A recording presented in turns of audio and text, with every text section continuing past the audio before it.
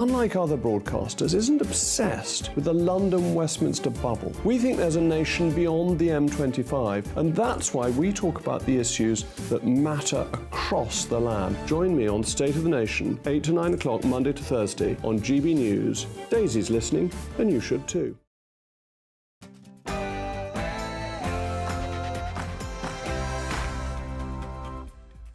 It's 3 p.m, it's Patrick, Christys, it's GB News. Is it time for Rishi Sunak to go? Two stonking by-election defeats. I tell you what, the people who ousted Boris Johnson when they were a few points behind in the polls look a little bit silly now, don't they? We're also going to be talking about this as well, though. Another weekend of pro-Palestine protests is shaping up to grip the capital, but this is what's going on over there in the Middle East right now. So that is Gaza as we speak. Still no ground invasion from the Israeli forces, although tanks are massing. We will be going to Tel Aviv shortly for the latest on the ground, and we're also going to be discussing hate preachers. Yes, that's right. Calls for them to be barred to stop Britain being a paradise for hate preachers. Apparently, if you are on a banned list, you can still remarkably get into the UK very easily and preach your radical Islamist hate to crowds of thousands in various different parts of the UK. And apparently that needs to be stopped. Right, OK, we're also going to be talking about this story. Yes, militant teachers strike out. Good news for parents, good news for students. After a massive disruption that started during COVID and has continued ever since, apparently we're going to have minimum service levels at schools, not before time. Patrick, Christys, GB News.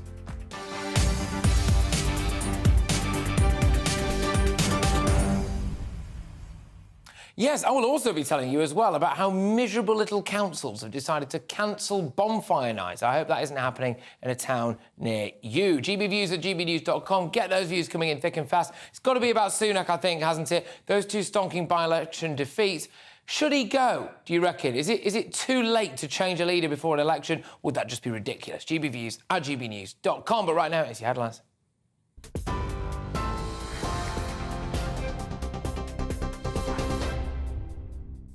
Patrick, thanks very much and good afternoon from the GB newsroom. It's 1 minute past 3. Egypt says it's not to blame for the closure of the Rafah crossing, which is delaying the delivery of humanitarian aid to Palestinians. The country's foreign ministry says as far as it's concerned, the crossing is open and Egypt is not blocking the departure of third country nationals.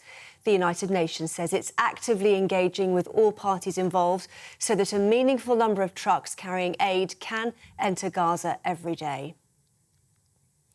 Meanwhile, Rishi Sunak is in Egypt meeting with the country's president. The Prime Minister tweeted saying it was part of wider efforts to prevent the spread of violence. Downing Street says the top priority is to support British nationals safely out of the territory. He's already met with his Israeli counterpart and Saudi Arabia's Crown Prince. At least 9 British nationals have been killed and 7 are missing since the attack by Hamas on October the 7th. Here, Labour leader Sir Keir Starmer says preventing the escalation should be the top priority. I think any effort to ensure there isn't any escalation is obviously welcome. I think there are 2 priorities now, urgent priorities. The first is Hamas must release the hostages who are being held in Gaza. And secondly, urgently, we need that humanitarian aid to get in. The food, the water, the fuel, the medicines. Obviously, there's been some progress, but much more is needed. It's urgent. There are, many innocent civilians in Gaza.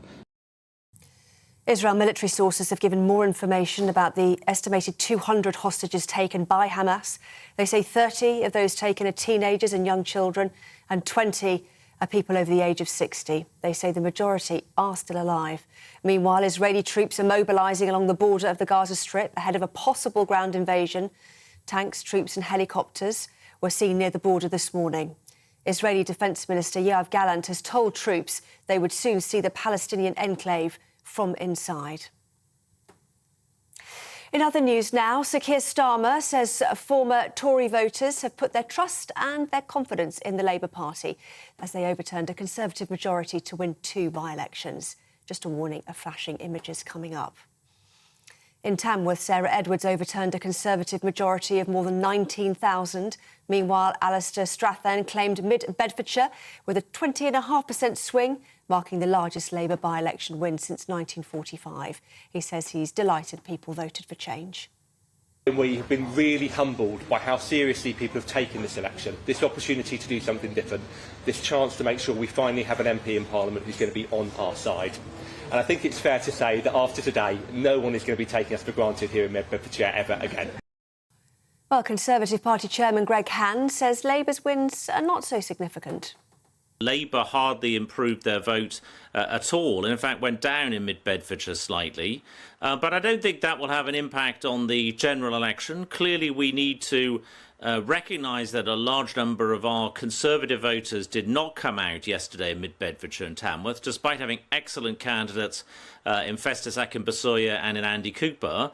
So we need to work harder. We need to make sure that people get the government message that we are delivering against the 5 priorities, making progress. More than 1,600 suspected members of county lines drug gangs have been arrested across England and Wales. The operation sees Class A drugs worth more than £1 million and cash of the same value. Around 58 children have been referred to safeguarding services for possible exploitation by the gangs. The action also closed 250 phone lines and seized more than 400 weapons, including firearms and knives.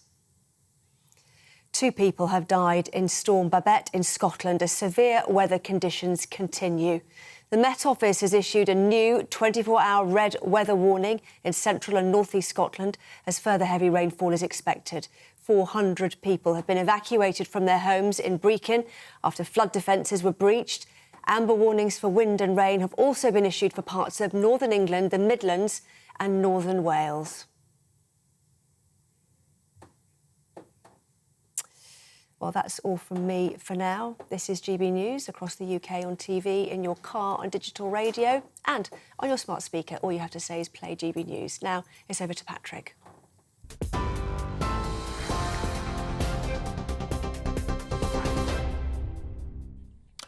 Well, we start with a truly terrible night for the Conservatives. There's piled even more pressure on Rishi Sunak. Labour won both of yesterday's by-elections after overturning huge Tory majorities in Tamworth and mid-Bedfordshire. And it's got some people asking, is Rishi Sunak the right man to lead the Conservatives into the next general election? I actually spoke to Conservative MP Ranil Jayawardena last night. Crucially, this was just before the by-election results were announced. I asked him whether or not Rishi Sunak was still the right man to lead the Tories. I think everyone in the Conservative Party is united that there is no more leadership change. Rishi Sunak is the Prime Minister. He is the leader. He's got to lead us into the election. But the big, important thing is we've got to have proper Conservative policy. We've actually got to get on and do things that separate us from the socialists and the other leftists. Which he's not really doing, is he? So that does still beg the question whether or not he's the right man to lead the Conservative Party into the next general election. I want to know your views on this. gbviews@gbnews.com. I know that it sounds absolutely, completely and utterly bonkers that the Conservative Party would change a leader this close to a general election. But if you've got a choice between guaranteed electoral oblivion or the chance of maybe not getting battered, what do you do? Let's speak now to GB News' political editor, Christopher Hope. Christopher, thank you very much. Great to have you on the show. How far behind in the polls is Boris Johnson when they decided that they had to get rid of him? Is that a question you know the answer to, Patrick? I think it was about 2 or 3 points, no more than that, last July when they moved, when of course I think Sajid Javid resigned from the government, as did Rishi Sunak. He's been lucky in a sense, I think, Mr Sunak, because there's no one to challenge him at all in the backbenches. He's been in power as Prime Minister 1 year on Tuesday next week. That means that after that period, MPs on the backbenches can start putting in letters of no confidence in the leadership of Mr Sunak into Graham Brady. Now, if 15% of backbenchers decide they have no confidence in him, there will be then a no confidence vote in him. Now, no one thinks that anyone would challenge Mr Sunak if he lost that vote of no confidence. But what I think MPs on the right might think is that here's a chance to try and force Mr Sunak to do more Conservative policies. The concern the right have is, why did the Reform UK party win enough votes last night in both Tamworth and Mid-Bedfordshire to mean that the Tories didn't win. If the Reform Party hadn't stood, Patrick, in those seats, and of course Richard Tice is a colleague of ours on GBNews, if that hadn't happened, the Tory MPs would have won both seats and we wouldn't be having this chat right now. Yeah, OK, I think it probably is important to give a little bit more context, like you were just doing there, about the actual results at those two by-elections last night, which has now raised massive scrutiny over Rishi Sunak. So, go on, talk us through what actually happened then.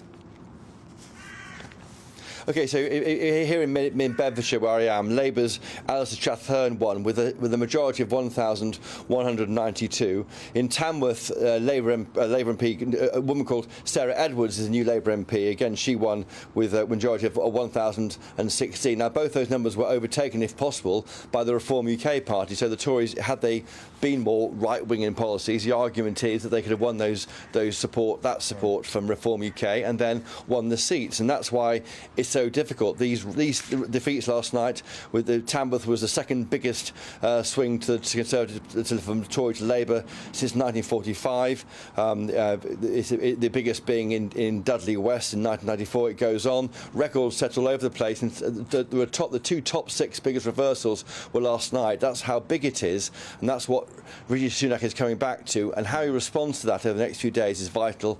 On Tuesday next week, there's a meeting of the European Research Group of Tory MPs.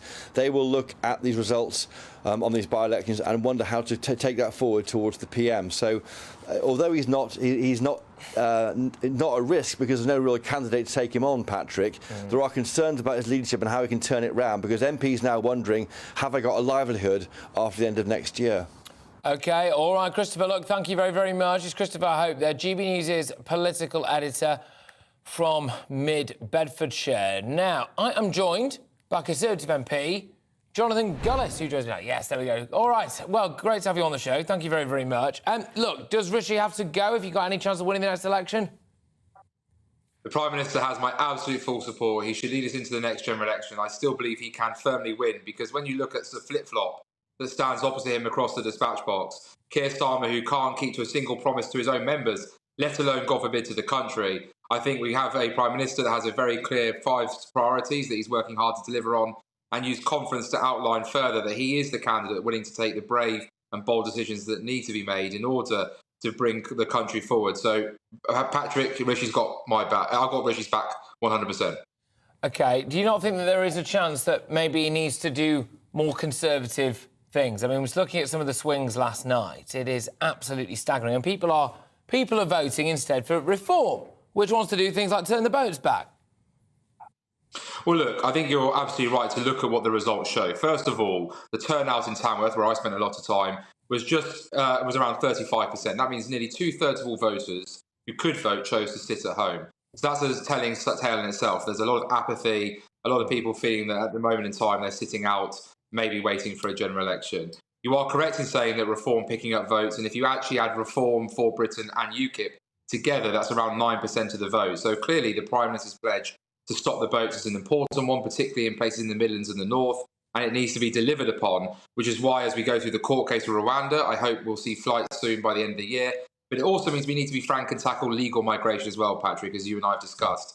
Legal migration cannot be in the 600,000s. That's absolutely unacceptable. It can't even be in the 200,000s. The tens of thousands, or even the net zero migration potentially, is something that we should be aiming for as a political party, taking on. But he's not going to do it, though, is he? This is the. I get you. I'm getting these emails in right now in front of me. Keith says, "I've just filled in a survey the Conservative Party have sent to me. Basically, I've said that they're pushing away loyal supporters.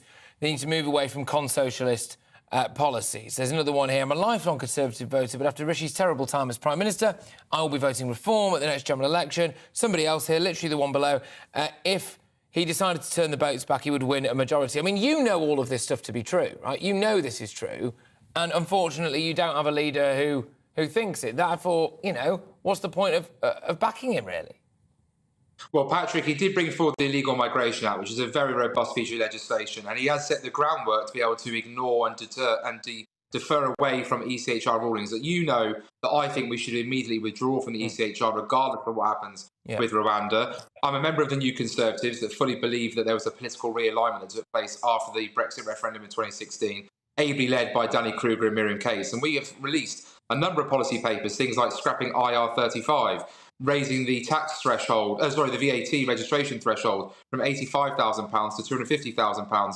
Things that we should be doing rather than, as some of my colleagues have already talked about, potentially raising benefits in line with inflation, which I don't think is the best use of taxpayers' money, helping small, medium-sized businesses, giving tax breaks to families so that they can actually help with their household bills, stopping the boats and going further on legal migration, withdrawing from the ECHR and setting up our own set of regulations and rules around human rights and equalities, relying on our own Supreme Court and our own legislature in the Houses of Parliament rather than some foreign court over in Strasbourg, is the way forward. And I do believe the Prime Minister is willing to take those bold decisions, and he needs to know and hear loudly from me that I'm ready to have his back. OK, do you think it was a mistake to get rid of Boris Johnson?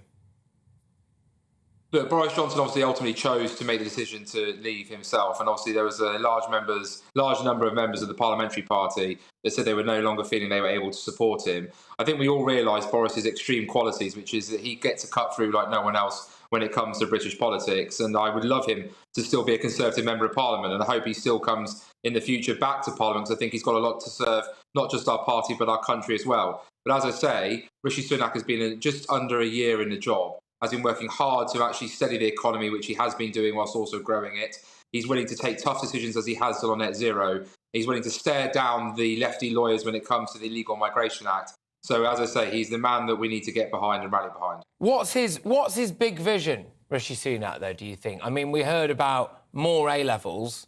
I'll be honest with you. This says a lot about me, by the way, but I wouldn't vote for anyone because they appear to love maths, right? That's never really been my style. But more A-levels, I don't think that's going to get that many. Oh, God, pumped up to go and vote now. No trains, obviously, when it comes to the HS2. Although I do think ultimately what the solution there is going to be better. It's just a shame that we prattled around with the other option for so many years. I mean, what's the big bold vision for Rishi, you know? Well, look, I looked the Prime Minister in the eyes when we had the leadership contest last year, and I can tell you now that education is an absolute passion of his, and something of mine as well, having been a former teacher my entire professional life before becoming a Member of Parliament. To level up, we need more kids getting better qualifications, getting better access to apprenticeships, improving the standard of vocational qualifications. So what the Prime Minister outlined with his advanced baccalaureate, as it were, British baccalaureate, I think is a really exciting thing. But I do appreciate, Patrick, that not everyone may share that same enthusiasm as I do. So what else is there? As I've told you, it means having a long-term plan for how to bring legal migration numbers down, as well as taking drastic action to stop the boats. That means withdrawing from the ECHR and being willing to pick people up when they're in the channel and taking them directly back to France, regardless of how Emmanuel Macron reacts. It means making sure that with net zero, we continue to actually have realism and common sense take control, not eco nut jobs like we're going to see coming to Parliament through the new Mid-Bedfordshire MP that was elected there last night. It means making sure that we lower the tax burden, particularly for families, Patrick, who do an awful lot to bring up their children, and they need that additional support, particularly in the cost of living crisis. And I think the New Conservatives have got, as I say, a 12-point plan on immigration. We've got a tax plan, we've got a skills plan. It's already there for the Prime Minister to pick up and run with it. All right, look, Jonathan, thank you very, very much. Look, saying some incredibly conservative things that shock horror, people might be inclined to vote for if they were given that chance. Jonathan Gullister, Conservative MP, thank you very much. Right, OK. Yeah, I mean, it's unfortunately, it's not happening, though, is it, I suppose, for people. But Nigel Farage, I believe, says that the Tories are headed for a deserved electoral disaster. Gosh, there we go. OK, so that's what Nigel Farage has to say there. We can delve into the terrifying world of my inbox now. Just very quickly, gbviews@gbnews.com. Thank you very much. It has popped up in the inbox. A lot of you, obviously, understandably, care very much about the future of this country, who's in charge of it, and what those election results from last night actually mean. Following yesterday's two magnificent by-election gains for Labour, it's a happy day, says Tim. There we go. OK, fair enough. There's a couple of others here. I will only vote for Boris Johnson, says Phil from Kirkham. And he's not the only one, I must say. Phil from Kirkham is not alone. Patrick, people do not want a Labour government. They are voting for them because they do not want a Tory government even more. Absolute sham. And that is from Kitty. Thank you very much. Right, OK. Well, you can get loads more on this story on our website, gbnews.com. It's the fastest-growing national news website in the country. It's got the best analysis, big opinion and all of the latest breaking news. I am asking you today. I know that this sounds bonkers, given how close we are to a general election, given that we just had a Conservative Party conference and all of that, but if the Tories are headed towards electoral oblivion, then do they just change their leader? Is that the right thing to do? Talking of leaders, Rishi Sunak has arrived in Egypt, which I think we can all agree is exactly where he should be after last night's by-election crushings. But he's arrived in Egypt as the country says that the Rafah crossing is open as the United Nations desperately tries to secure a supply of aid into Gaza. That is Gaza. Viewers can see live pictures of it right now. Our reporter, Charlie Peters, is in Israel and he's going to bring us the very latest from the Middle East. So stay tuned for that. Patrick Christys, GB News, it's Britain's news channel.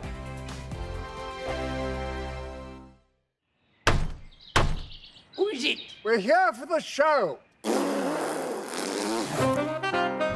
More energy this time! Welcome to the Dinosaur Hour. I was married to a therapist. And you survived? I thought we were getting Hugh Laurie. Second best. You interviewed Saddam Hussein. What's that like? I was terrified. I'm playing strip poker with these three. Oh! No, thank you. My CDs need to be put in alphabetical order. Are you going to be problematic again? The Dinosaur Hour. Sunday, the 29th of October at 9 on GB News. What you get for breakfast is something that, if we do our jobs right, you will wake up to news that you didn't know the night before. It's a conversation. It's not just me and Eamon. We want to get to know you, and we want you to get to know us. From 6, it's Breakfast with Eamon and Isabel. Monday to Thursdays on GB News. Britain's news channel. People in Britain, they love free speech, but they also love fair play. I don't care if I'm speaking somebody from a trade union, from the Labour Party, somebody from the SNP. And I think the viewers like to see that actually we can challenge one another, but in a positive way. We think we ask the questions that people want to ask, and often we ask the questions that we wanted to ask in Parliament but never got the chance to ask. So join us every Saturday, 10 a.m. till noon on GB News, Britain's news channel. Nightmare commute. Kick it up a gear with me, Patrick Christys, at drive time, 3 till 6 p.m, Monday to Friday on GB News Radio. You can listen online and on DAB+, on the smart speaker app and on the GB News app. And if you've got an Alexa, all you have to say is, Alexa, play GB News. We're also on TuneIn and the Radio Player apps. From the school run to rush hour, get revved up with me, Patrick Christys, on GB News and GB News Radio. Tired of the usual focus-tested, pre-prepared Westminster runaround? Well, so am I. So you want higher taxes? Is your department to blame for this? Are you rethinking this policy? Every Sunday at 9:30, I'll be sitting down with those in power to get the truth about the issues affecting you. Let's be honest, we've known about the cost pressures of this project for years, not months. That's the Camilla Tominey Show, a politics show with personality. On GB News, the People's Channel, Britain's news channel. Now then, Lee Anderson here. Join me on GB News on my show, The Real World, every Friday at 7 p.m. I'm not eating bloody cat. Are you delicious? mental? Open your mouth. OK, here comes a train. Reminds me of the scene in Singing in the Rain. Adam, is that a good one? Whoa! Join me at 7 on GB News, Britain's news channel. When the news happens, it happens here. And really important breaking news. Breaking news this morning. On TV, radio and online, the news starts here on Britain's Newsroom. All the biggest stories and the answers that you need from across the UK and beyond. Join Britain's Newsroom from 9:30 on GB News. The People's Channel, Britain's news channel. GB News, unlike other broadcasters, isn't obsessed with the London-Westminster bubble. We think there's a nation beyond the M25, and that's why we talk about the issues that matter across the land. Join me on State of the Nation, 8 to 9 o'clock, Monday to Thursday, on GB News. Daisy's listening, and you should too.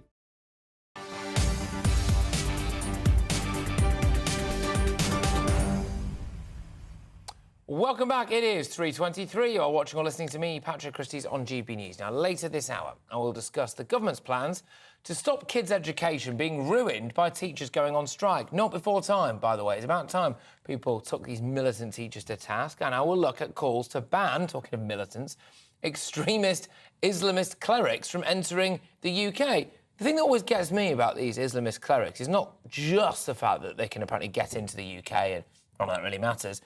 It's how many thousands of people want to go and listen to them talk. That should be the bigger concern for me, that they can sell all of these tickets. You go to ready-made places, especially around the West Midlands area, they seem incredibly popular, and all of a sudden they can pack out auditoriums. And you think, well, why are there so many people in this country who are clearly sympathetic to someone who is also sympathetic to Osama bin Laden? But moving on, Rishi Sunak is in Egypt as the country says that the Rafah crossing is open as the UN desperately tries to assure the supply of aid into Gaza. So viewers can see live pictures now from Gaza. Excuse me. The Israeli Defense Force has published new information on the hostages taken by Hamas. More than 20 of them are children. Rishi Sunak is hoping his diplomatic efforts could help secure their release. Let's cross now to Tel Aviv and speak to our reporter, Charlie Peters. So, Charlie, I suppose the latest line, as far as we can tell it today, is that finally Egypt, a country that has said for ages that it stands with the people of Palestine, the Palestinian people, the people of Gaza, has decided to actually allow some aid into Gaza.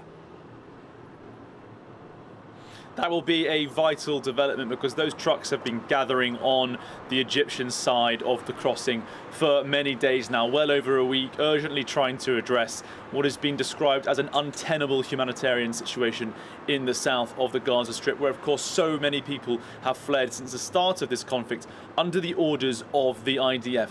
In fact, this morning we had reports of some people, in fact, heading back to north of Gaza because of the situation in the south, fearing that it was not going to improve, that there was such a condensed gathering of people in the south and no supply of aid and water, crucially as well, that they were actually returning to an area where the IDF is keen to remove them in order to conduct further bombardment and that likely ground invasion. But the internally displaced people are certainly facing one of the biggest shocks to their area in many, many years, and the arrival of humanitarian aid will make a significant difference as that humanitarian crisis unfolds. OK, all right, and we are hearing about a build-up of ground forces. I think many people might have expected there to have been some action by now in terms of a ground invasion. What are you expecting there? What's the noise on the ground? Well, yesterday, Yoav Gallant, the defence minister, said that the soldiers can see Gaza from afar, but soon they will see it from the inside. And these are the kind of comments you can't really row back from. We've had further information today from Mr. Gallant setting out a three-part plan. First, he said there would be fires and a tactical manoeuvre, understood to be a ground invasion. Then there would be the destruction of the Hamas military capability and infrastructure, and then a reduced effort of war in the north, and finally a security apparatus instilled and a removal of Israeli responsibility of the Gaza Strip. That's the plan as far as it's considered in Israel, but of course no plan survives first contact with the enemy in a war zone, so we'll see how those developments unfold. But clearly that is now the intention, that there is almost certainly going to be that invasion finally after well over a week of it being proposed and mooted in the press here. So a significant situation, that build up there looking likely to move into the Gaza Strip in the coming days. Charlie, thank you very much. Charlie Peters there, our man in Tel Aviv, just whizzing you through the very latest of what's been going on. So it looks as though that Rafah crossing now is open. So they're saying that aid can come in. A way of maybe allowing people to be safer would be to allow those people to leave, though, wouldn't it? But again, Egypt, Jordan, Turkey, not keen on having the Palestinian people actually within their own country, which is bizarre, to say the least. Now, if we needed a reminder of how the Israel-Hamas war is affecting people right here in the UK, it came in the last hour, because the Met Police say anti-Semitic offences in London, grief, have increased by more than 1,000% this month compared to last year. So viewers on GB News can now see the aftermath of a recent attack on a kosher restaurant. That was in Golders Green in North London, which, in case people don't know, is clearly a very heavily populated area when it comes to the Jewish community. Officers had made 21 arrests for hate crime offences amid this conflict that's going on in the Middle East. One man was detained on suspicion of defacing posters of missing Israelis. The police say that Islamophobia offences during the same period had increased by 140%, so there you go. When it comes to this defacing of posters of the missing Israelis, the internet is awash with these. You know, social media is awash with these. Look, it's one thing, isn't it? saying that maybe you support the plight of the Palestinian people, you have sympathies for those people who are in Gaza at the moment. It's another thing to actively go out of your way to tear down a poster with a missing Jewish child's face on it. What kind of individual does that, But look, there's loads more still to come, of course, between now and 4 o'clock. In just a few minutes, the UK's most senior counter-terrorism official wants radical Muslim clerics who call for people to be beheaded for blasphemy to be banned from entering the country. But it's not just about them entering the country, as I will go on to talk about.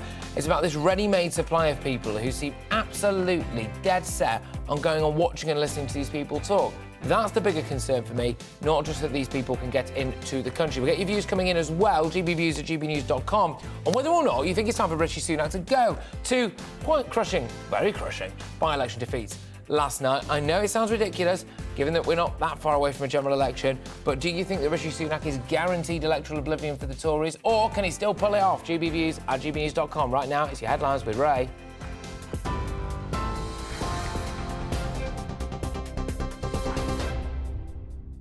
Thanks, Patrick. It's 3:30, our top story. Egypt says it's not to blame for the closure of the Rafah crossing, which is delaying the delivery of humanitarian aid to Palestinians. The United Nations says it's actively engaging with all parties involved so that a meaningful number of trucks carrying aid can enter Gaza every day. Well, Rishi Sunak is in Egypt meeting with the country's president. The Prime Minister tweeted saying it was part of wider efforts to prevent the spread of violence. At least 9 British nationals have been killed and 7 are still missing since the attack by Hamas on October 7. And back here, Sir Keir Starmer says former Tory voters have put their trust and their confidence in the Labour Party after they won 2 by-elections. In Tamworth, Sarah Edwards overturned a Conservative majority of more than 19,000, and Alistair Straffen took Mid-Bedfordshire with a 20.5% swing. You can get more on all of those stories on our website, gbnews.com.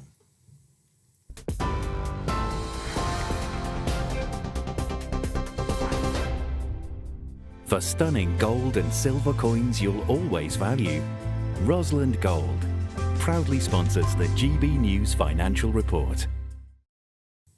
Right, let's have a quick look at the markets. The pound will buy you $1.2138 and €1.1476. Price of gold, £1,636.95 per ounce. And the FTSE 100's at 7,417 points. Rosalind Gold proudly sponsors the GB News Financial Report.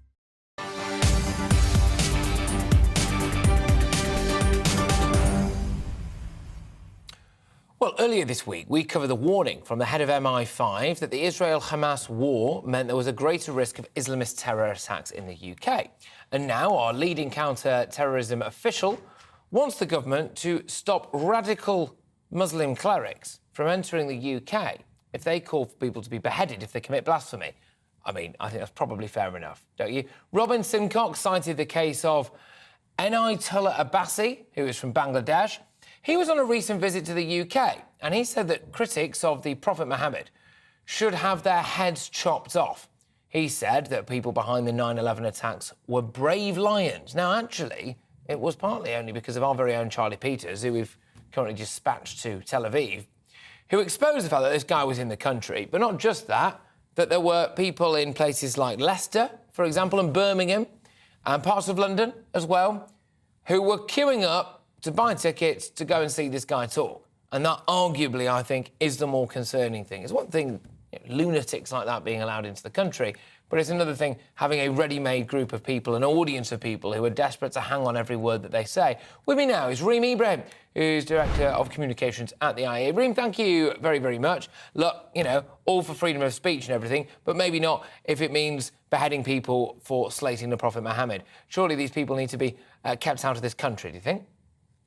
I actually disagree, Patrick. I do think that if we believe in the unequivocal right to freedom of expression, and we believe that individuals should be free to freely express themselves and say those things, I would like to see people like Abbasi who are saying these awful, awful things. I would like to ensure that it's at the surface, because otherwise, if we get into the business of banning these individuals from coming to this country, if we start banning people like Abbasi from entering this country and being able to speak, that this kind of conversation would. But you know, the thing is, you're never going to change these people's minds, Reem. This is the thing. It's not like a normal debate. This isn't like a student debate or something. This is like radical Islamist extremism, right? Where they believe that they're serving a higher power and that nothing anybody says. You can't engage them in a debate, and you know, our old mate Abbasi there is not going to change his mind, is he? So what's the point?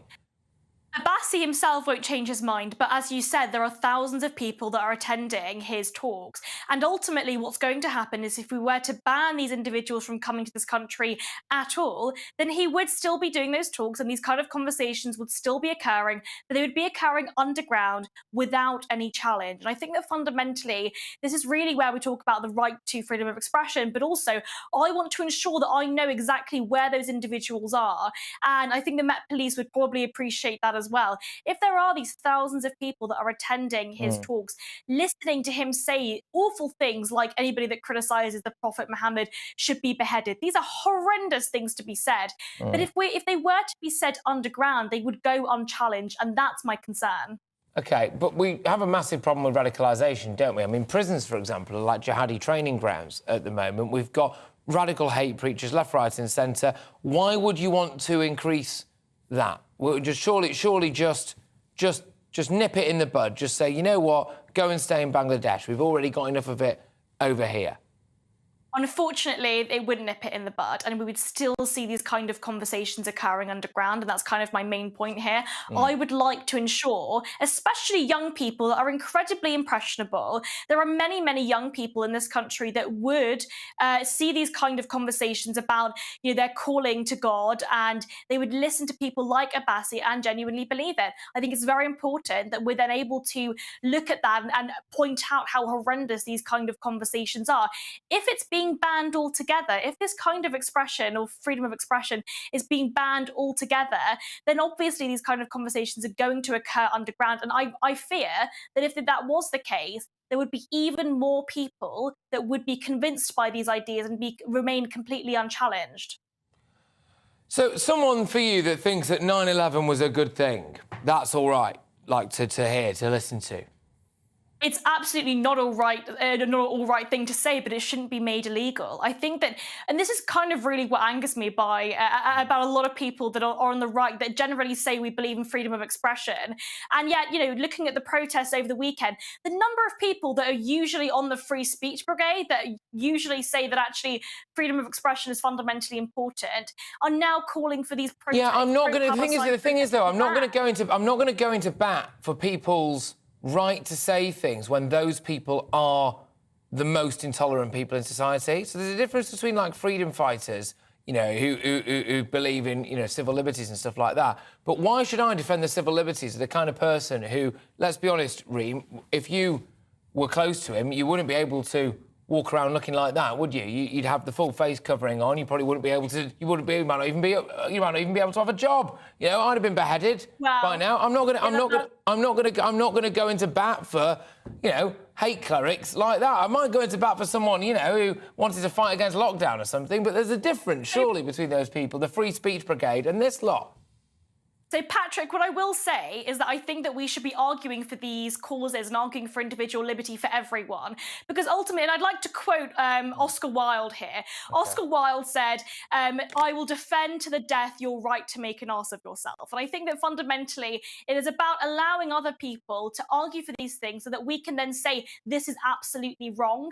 And I think that you're absolutely right. There is a huge difference between these incredibly oppressive individuals that would not bat an eyelid and would absolutely take away my right to dress the way I do, or make me cover my hair. But I think that if we're going to be fair about this, we have to be principled across the board. OK, I mean, it's interesting. I would love to see Oscar Wilde's take on, you know, radical Islamist extremism, of course. My concern is whether or not this would spread even more by virtue of having them there, hailed as some kind of jihadi rock star coming to the UK with a crowd. I get what you mean about this idea of not wanting to necessarily ban things, but I suppose it's a question of where is that line? What is it that you ban? But Reem, we'll have to continue this conversation another time. Thank you very, very much. Reem Ibrahim there, Communications Officer at the IEA, interestingly, so it's the Institute for Economic Affairs, of course, does rather unfortunately, especially given the subject matter, although, of course, it bears no resemblance to what Reem actually thinks or believes, does share the same three-letter acronym as the Islamic Emirate of Afghanistan. But there we go. Let's bring you some breaking news now. A man has admitted sending a vile and abusive email to Angela Rayner following the publication of a national newspaper article about Labour's deputy leader. David Perry pleaded guilty to charges of sending grossly offensive communication and indecent communication to the MP last year. Perry made crude and offensive references to Rayner's appearance and accused her of being a puppet of the industrial military complex. He also added, "Please get off the news channels and go get a job in a fish factory." Perry will be sentenced on the 16th of November at Staines Magistrates Court. Right. So, would you believe that 25 million school days were lost to strikes in just 1 year? I think if you were a parent, you almost definitely would. But the government is now taking action that means that schools will have to provide minimum service levels during industrial action. This is good. Kids have been punished massively during the coronavirus crisis and pretty much every single day since, actually. But as you might expect, teachers and school leaders aren't happy. No, OK, I want to hear from you, OK? If you are a teacher, I give you a fair bit of stick sometimes. I don't think you're that badly paid and I think you get great holidays, OK? So why should you be out on strike all the time, damaging children's education? Come on, come at me, I want to hear from you. gbviews@gbnews.com. Patrick Christys, GB News, this is Britain's news channel. I think the most exciting bit for me is talking to ordinary people. People who I think are ignored often by the major news channels. We're going to give news they want to hear. There's a voice there that needs to be heard. I think there's a chance here for a diversity of opinion to be expressed, which you don't find elsewhere. It's really exciting. We don't hold back. We're free to say how decisions that are taken here affect us all around the country. Only on GB News, the People's Channel, Britain's news channel. There's only three people you can trust in life: your doctor, your lawyer, and your nana. I'm not sure. So join me, Nana Aquare, at 3 p.m. every Saturday and Sunday, where we discuss the biggest topics of the weekend. Be ready for battle. Could you be quiet? What is this? It's my new t-shirt. It's your new t-shirt. I don't bite. Well, not without a good reason. Always honest, always fun. Every weekend at 3 p.m. on GB News, the People's Channel, Britain's news channel. So Jubes and Kerr, we tackle the issues of the day with real, robust debate, both sides of the fence, battling it out with me in the middle with my forthright opinions and views. And often really interesting things happen because you start with a position and then by the end of the debate you find actually, well, I might not have thought about that one. What we need in this country is two new political parties. You should maybe think about doing a 2024 calendar. I'm Michelle Dewberry and I'm keeping you company right through until 7 o'clock this evening. GB News, the People's Channel, Britain's watching. Join us every night on GB News at 11 p.m. for Headliners, which is 3 top comedians going through the next day's news stories, which is exactly what you need, because when the establishment has gone crazy, you need some craziness to make sense of it. Headliners. You don't have to bother reading the newspaper. We've got it covered for you. Every night at 11 p.m. and repeated every morning at 5 a.m. We won't send you to sleep like some of the other paper review shows out there. So join us 11 p.m. every night on GB News. The People's Channel, Britain's news channel. GB News, unlike other broadcasters, isn't obsessed with the London-Westminster bubble. We think there's a nation beyond the M25, and that's why we talk about the issues that matter across the land. Join me on State of the Nation, 8 to 9 o'clock, Monday to Thursday, on GB News. Daisy's listening, and you should too. Every Sunday from 11, join Michael Portillo. There will be topical discussion, looking at the week before and the week to come. So kick back and relax at 11 a.m. on Sundays on GB News with me, Michael Portillo. GB News, the People's Channel, Britain's news channel. I'm Andrew Doyle. Join me at 7 o'clock every Sunday night for Free Speech Nation, the show where I tackle the week's biggest stories in politics and current affairs with the help of my 2 comedian panellists and a variety of special guests. Free Speech Nation, Sunday nights from 7 on GB News, the People's Channel, Britain's news channel. Nightmare commute. Kick it up a gear with me, Patrick Christys, at drive time, 3 till 6 p.m, Monday to Friday on GB News Radio. You can listen online and on DAB+, on the smart speaker app and on the GB News app. And if you've got an Alexa, all you have to say is, Alexa, play GB News. We're also on TuneIn and the Radio Player apps. From the school run to rush hour, get revved up with me, Patrick Christys, on GB News and GB News Radio. Who is it? We're here for the show. More energy this time! Welcome to the Dinosaur Hour. I was married to a therapist. And you survived? I thought we were getting Hugh Laurie. Second best. You interviewed Saddam Hussein. What's that like? I was terrified. I'm playing strip poker with these three. Oh! No, thank you. My CDs need to be put in alphabetical order. Are you going to be problematic again? The Dinosaur Hour. Sunday, the 29th of October at 9 on GB News.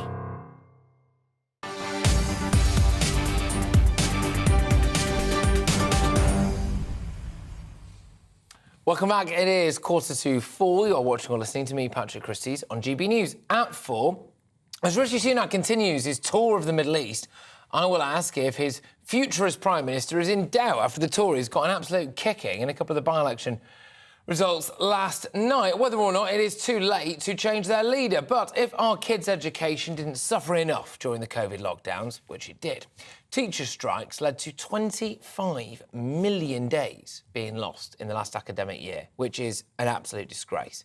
Now, the government has announced that schools and colleges in England will need to provide a minimum number of staff that work on any future strike dates. Teachers and school leaders have reacted angrily to the news, I'm not surprised.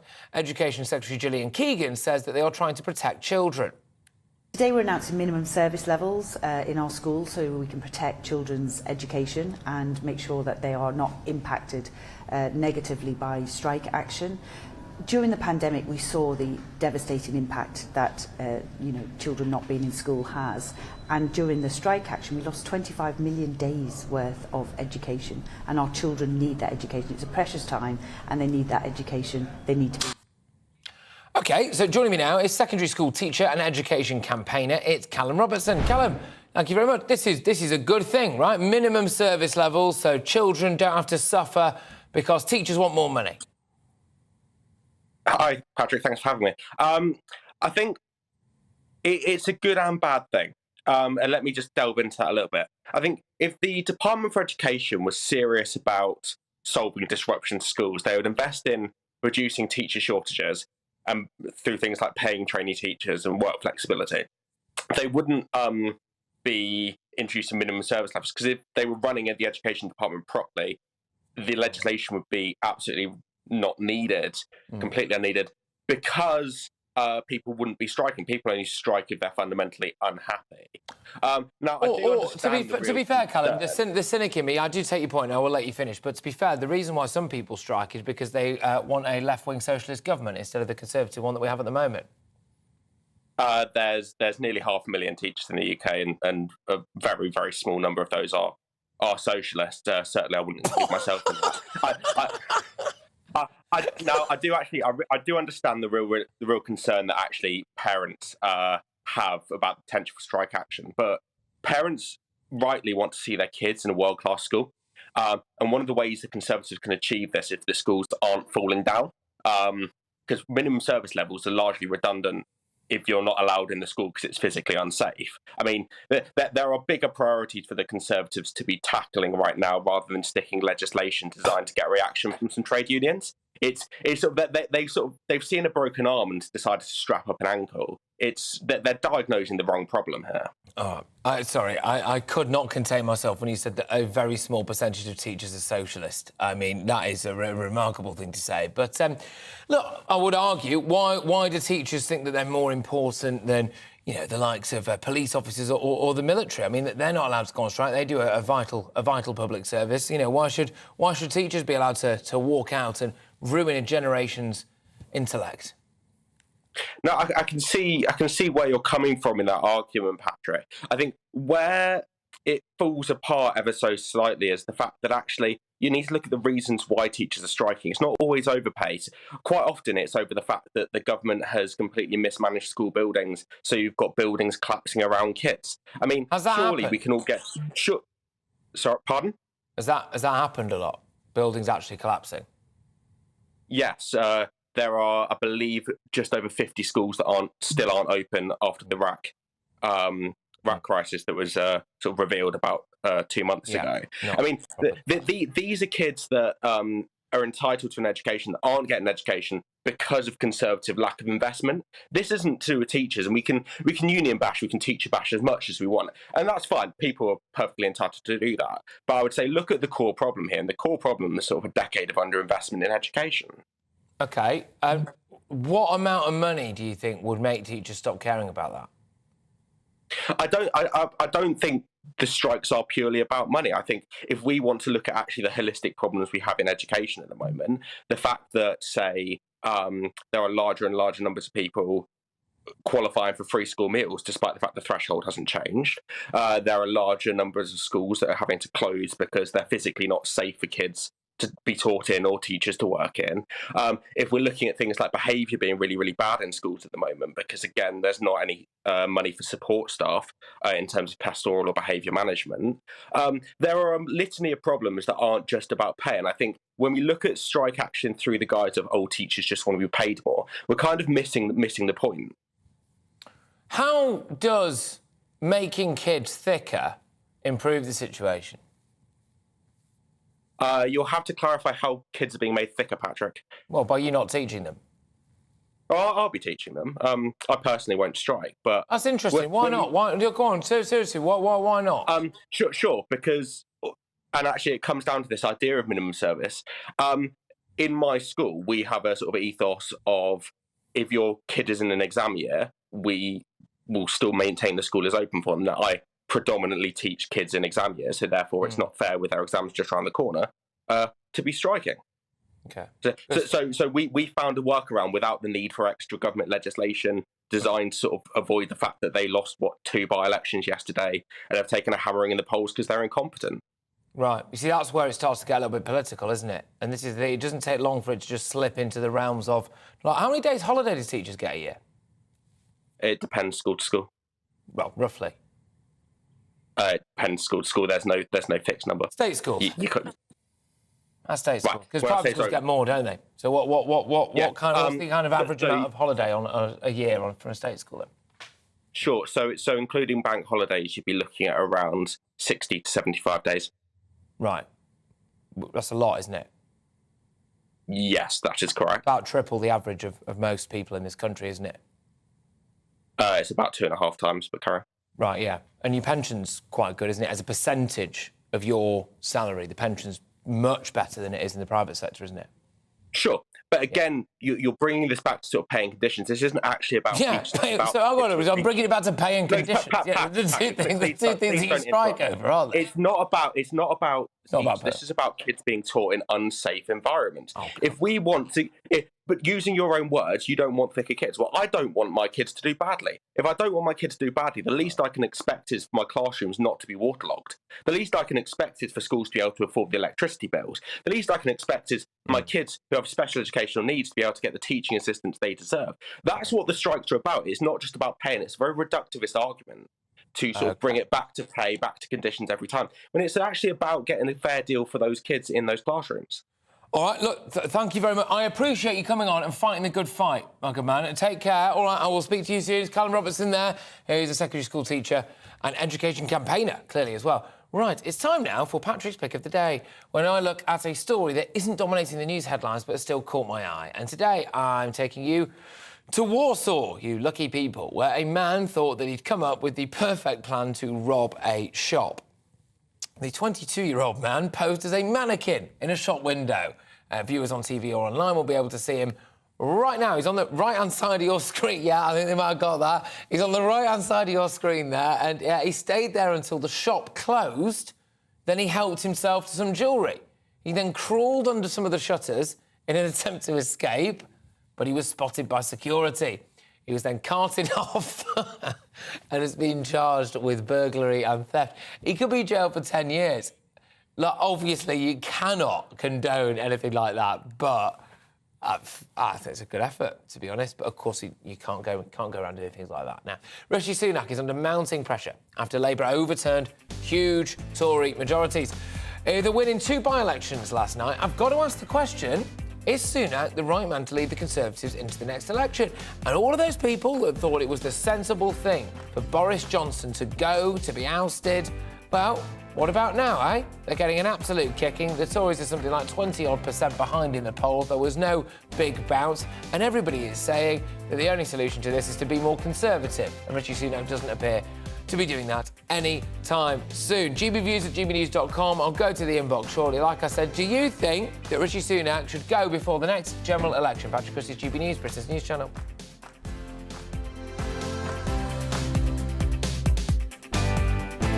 I'm Alex Deakin. This is your latest weather update from the Met Office for GB News. A new red weather warning was issued earlier today, again covering parts of eastern Scotland for the whole of Saturday. For the rest of today, the warnings are amber and yellow. Still a considerable risk of flooding problems, particularly with the heavy rain over northeast England, but it's pushing back now into eastern Scotland, and that is the problem as the rain starts to pep up again here through the night and during Saturday, with those strong winds and extra hazard just feeding in the moisture to that part of the world that's already seen significant flooding. Some drier spells further south, quite a mild night here, but it's really the rain that we need to focus on because it keeps coming across eastern Scotland during Saturday. So again, exacerbating the flooding. A red warning means there is a risk to life. There are many other weather warnings in place across the UK, so please do check out the Met Office website for the details on those. Through the day, we'll see some very heavy, even thundery showers across the southeast and some gusty winds. It won't rain everywhere all day. There will be some brighter spells across parts of eastern England and Northern Ireland especially, but temperatures are going to be, well, teens at best and feeling a lot colder with that persistent and heavy rain across northeast Scotland that only slowly eases on Saturday night. Sunday offers a respite. There will be a few showers dotted around, but many places will see some decent spells of sunshine, and the winds for many will be a lot lighter as well.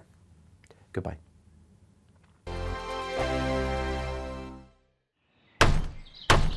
Who is it? We're here for the show.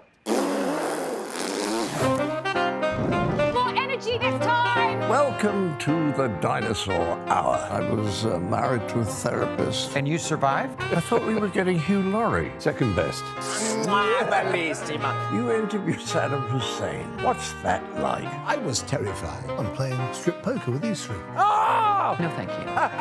My CDs need to be put in alphabetical order. Are you going to be problematic again? The Dinosaur Hour. Sunday, the 29th of October at 9 on GB News. What you get for breakfast is something that, if we do our jobs right, you will wake up to news that you didn't know the night before. It's a conversation. It's not just me and Eamon. We want to get to know you, and we want you to get to know us.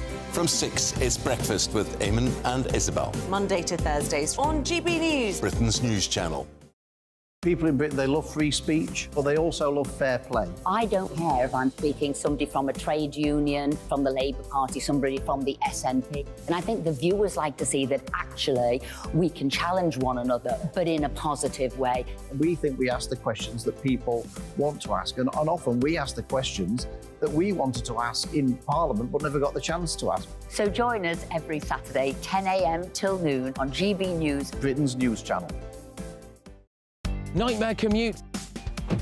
Kick it up a gear with me, Patrick Christys, at drive time, 3 till 6 p.m, Monday to Friday on GB News Radio. You can listen online and on DAB+, on the smart speaker app and on the GB News app. And if you've got an Alexa, all you have to say is, Alexa, play GB News. We're also on TuneIn and the Radio Player apps. From the school run to rush hour, get revved up with me, Patrick Christys, on GB News and GB News Radio. Tired of the usual focus-tested, pre-prepared Westminster runaround? Well, so am I. So you want higher taxes? Is your department to blame for this? Are you rethinking this policy? Every Sunday at 9:30, I'll be sitting down with those in power to get the truth about the issues affecting you. Let's be honest, we've known about the cost pressures of this project for years, not months. That's the Camilla Tominey Show, a politics show with personality. On GB News, the People's Channel, Britain's news channel. Now then, Lee Anderson here. Join me on GB News on my show, The Real World, every Friday at 7 p.m. I'm not eating bloody cat. Are you Delicious. mental? Put in your mouth. OK, here comes a train. Reminds me of the scene in Singing in the Rain. Adam, is that a good one? Whoa! Join me at 7 on GB News, Britain's news channel. When the news happens, it happens here. And really important breaking news. Breaking news this morning. On TV, radio and online, the news starts here on Britain's Newsroom. All the biggest stories and the answers that you need from across the UK and beyond. Join Britain's Newsroom from 9:30 on GB News. The People's Channel, Britain's news channel. GB News, unlike other broadcasters, isn't obsessed with the London-Westminster bubble. We think there's a nation beyond the M25, and that's why we talk about the issues that matter across the land. Join me on State of the Nation, 8 to 9 o'clock, Monday to Thursday, on GB News. Daisy's listening, and you should too.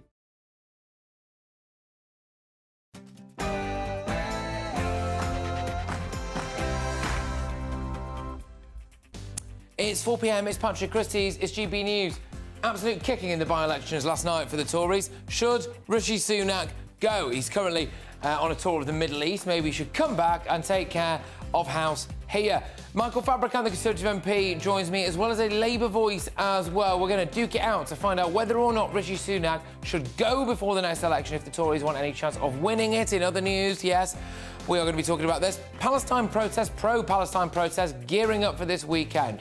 Look, we saw quite a lot of anti-Semitic chanting last weekend. We've seen cases of anti-Semitism go up by 1,000% in the last month. Should we ban those protests? This, by the way, is Gaza. So that's the latest there. We'll be going to Tel Aviv with Charlie Peters to give you the latest from that. Apparently, Egypt is saying that they've opened the Rafah crossing to have aid into Gaza, but there is some dispute and disagreement over that. So hopefully we can clear that up for you. But closer to home here, councils have agreed a £35 million package, OK, which they're borrowing. So they're borrowing that money to buy up homes that can only be used by refugees. So British homeless people could go to this council and say, please, I'm desperate, I'm homeless, and unless you come from Afghanistan or Ukraine, you will not be able to live there. But if that same British person has been paying tax, they will still be paying for those houses to be used by refugees. Doesn't seem fair, does it? In other news, though, here we go. Is it time for a British citizenship test? Lord Frost is saying that we've lost what it means to be a British citizen, that sense of unity that comes with it. I'm inclined to agree. What would that test look like? We'll have a look at that. And finally, miserable councils have banned Bonfire night. Yes, they call it a cost-cutting measure, don't they? But, I mean, come on, where's the joy gone? Patrick Christys, GB News.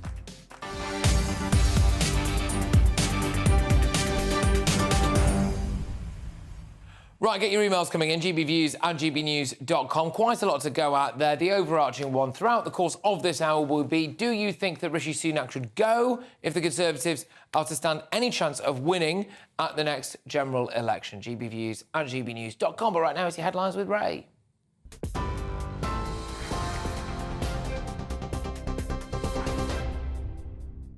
Thanks, Patrick. It's 2 minutes past 4, our top story this hour. Egypt says it's not to blame for the closure of the Rafah crossing, which is delaying the delivery of humanitarian aid to Palestinians. The country's foreign ministry says as far as it's concerned, the crossing is open and they're not preventing third country nationals from leaving Gaza. The United Nations says it's actively engaging with all parties involved so that a meaningful number of trucks carrying aid can enter the strip every day. Well, meanwhile, the Prime Minister, Rishi Sunak, is in Egypt meeting the country's president. Posting on social media, he wrote that the trip is part of wider efforts to prevent the spread of violence. Downing Street says the top priority is to support the safe evacuation of British citizens from the territory. At least 9 have been killed and 7 are missing since the Hamas attack on October 7. Labour leader Sir Keir Starmer says preventing escalation of violence is crucial. I think any effort to ensure there isn't any escalation is obviously welcome. I think there are 2 priorities now, urgent priorities. The first is Hamas must release the hostages who are being held in Gaza. And secondly, urgently, we need that humanitarian aid to get in. The food, the water, the fuel, the medicines. Obviously, there's been some progress, but much more is needed. It's urgent. There are, many innocent civilians in Gaza. Israel military sources have given more information about the estimated 200 hostages taken by Hamas. They say 30 are teenagers and young children, and 20 are over the age of 60. The majority are still alive. Meanwhile, Israeli troops are mobilising along the border of the Gaza Strip ahead of a possible ground invasion. Well, back here, Sir Keir Starmer says former Tory voters have put their trust and their confidence in the Labour Party after they overturned Conservative majorities to win 2 by-elections, now warning the following footage contains flashing images. In Tamworth, Sarah Edwards overturned a Conservative majority of more than 19,000. Meanwhile, Alistair Strephon took Mid Bedfordshire with a 20.5% swing, the largest Labour by-election win since 1945. He says he's delighted people voted for change. We have been really humbled by how seriously people have taken this election, this opportunity to do something different, this chance to make sure we finally have an MP in Parliament who's going to be on our side. And I think it's fair to say that after today, no one is going to be taking us for granted here in Mid Bedfordshire ever again. Well, Conservative Party Chairman Greg Hands is less impressed. He says Labour's wins are not that significant. Labour hardly improved their vote at all, and in fact went down in Mid Bedfordshire slightly. But I don't think that will have an impact on the general election. Clearly, we need to recognise that a large number of our Conservative voters did not come out yesterday in Mid Bedfordshire and Tamworth, despite having excellent candidates in Festus Akinbusoya and in Andy Cooper. So we need to work harder. We need to make sure that people get the government message that we are delivering against the 5 priorities, making progress. The Director General of the BBC will be challenged next week over why the corporation refuses to call Hamas terrorists. On Wednesday, Tim Davie will address a meeting of the Tory party's 1922 committee of backbench MPs. Senior sources have told GB News Mr Davie will be expected to answer questions about the BBC's reporting of the Israel-Hamas conflict, including their coverage of a rocket attack on a Gaza hospital. The meeting was originally called last month to address what some Tory MPs see as bias against the Conservative government. More than 1,600 suspected members of County Line's drug gangs have been arrested across England and Wales. The operation seized Class A drugs worth more than £1 million and cash of the same value. Around 58 children have been referred to safeguarding services for possible exploitation. The action also closed 250 phone lines and seized more than 400 weapons. 2 people have died in Storm Babette in Scotland as severe weather conditions continue. The Met Office has issued a new 24-hour red weather warning in central and north-east Scotland as further heavy rainfall is expected. 400 people have been evacuated from their homes in Brecon after flood defences were breached. Amber warnings for wind and rain have also been issued for parts of northern England, the Midlands and northern Wales. This is GB News across the UK on TV, in your car on digital radio and on your smart speaker by saying, play GB News. Now let's get back to Patrick.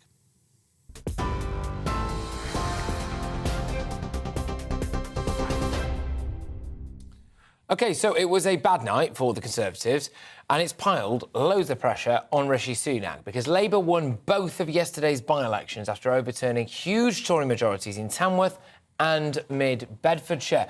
Now, it's got a lot of people asking, is Rishi Sunak the right man to lead the Conservatives into the next general election? And it's also got some people casting their minds back to the time when it became absolutely untenable, supposedly, for Boris Johnson to have remained in charge of the Tory party, despite being nowhere near as far behind in the polls as Rishi Sunak. Let's just get some context as to what's actually happened, because it is not quite as simple as Labour doing really well and the Tories doing really badly, as GB News' political correspondent Olivia Utley is about to tell us from Westminster. Olivia, thank you very much. Break down these results for us then, please. Well, the first thing to say is that it is pretty catastrophic for the Conservatives. Normally, it's possible to sort of explain away by-election results. Turnout's often very low. You often get protest voters who don't really want to see a change in government but feel able in a by-election to show their frustration with the government. But the sheer scale of the losses for the Conservative this time show that something quite serious really is happening. Tamworth was the 55th safest Conservative seat in the country, and it swung to Labour. It was also the second biggest by-election loss for the Conservatives since the Second World War, and the first biggest loss was in 1996, just before Tony Blair swept to power. So it has been very bad for the Conservatives.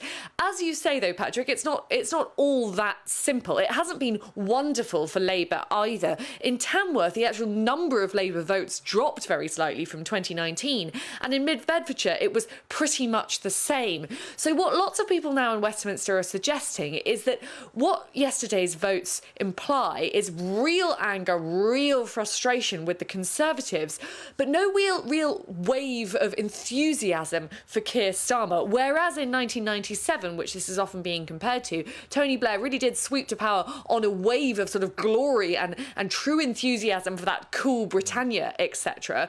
This time, that doesn't really seem to be happening. But Keir Starmer's calculation, and you can see why, seems to be that doesn't really matter. At this stage, not being the Conservatives is basically enough for Labour to win probably a pretty good majority at the next general election, even if people aren't that enthused by Starmer. Yeah, no, indeed. And it is, quite bleak for Rishi Sunak, who, of course, at the point that Boris Johnson went, Boris Johnson was nowhere near as far behind in the polls, was he, as Rishi Sunak? No, and actually I've been speaking to quite a few Conservative MPs this afternoon, both Trussites and Johnsonites, who have made exactly that point, Patrick. They say that we would have been better off sticking with Boris or even with Liz. They think that at least those two Prime Ministers had big, bold plans for Britain's future, whereas I've heard the phrase managed decline quite a few times under Rishi Sunak. There just doesn't seem to be any building of enthusiasm. What I think will be really interesting is when Rishi Sunak decides to hold a general election, because standard wisdom in Westminster recently has been that it'll either be in spring 2024 or autumn 2024. It's now thought that Rishi might try and hold out until January 2025 in the hope that somehow things get better. But to be honest, it's hard to imagine that happening with the local elections in May next year, which seem pretty destined to deliver a pretty strong blow to the Conservatives. Well, we'll have to wait and see. I suppose maybe what he'll be thinking is that there's always the chance that the Labour Party might just implode by itself, but, that is just a chance, isn't it? Olivia, thank you very much. Olivia Utley there, GBNews political correspondent in Westminster for us. I am joined now by Conservative MP Sir Michael Fabricant.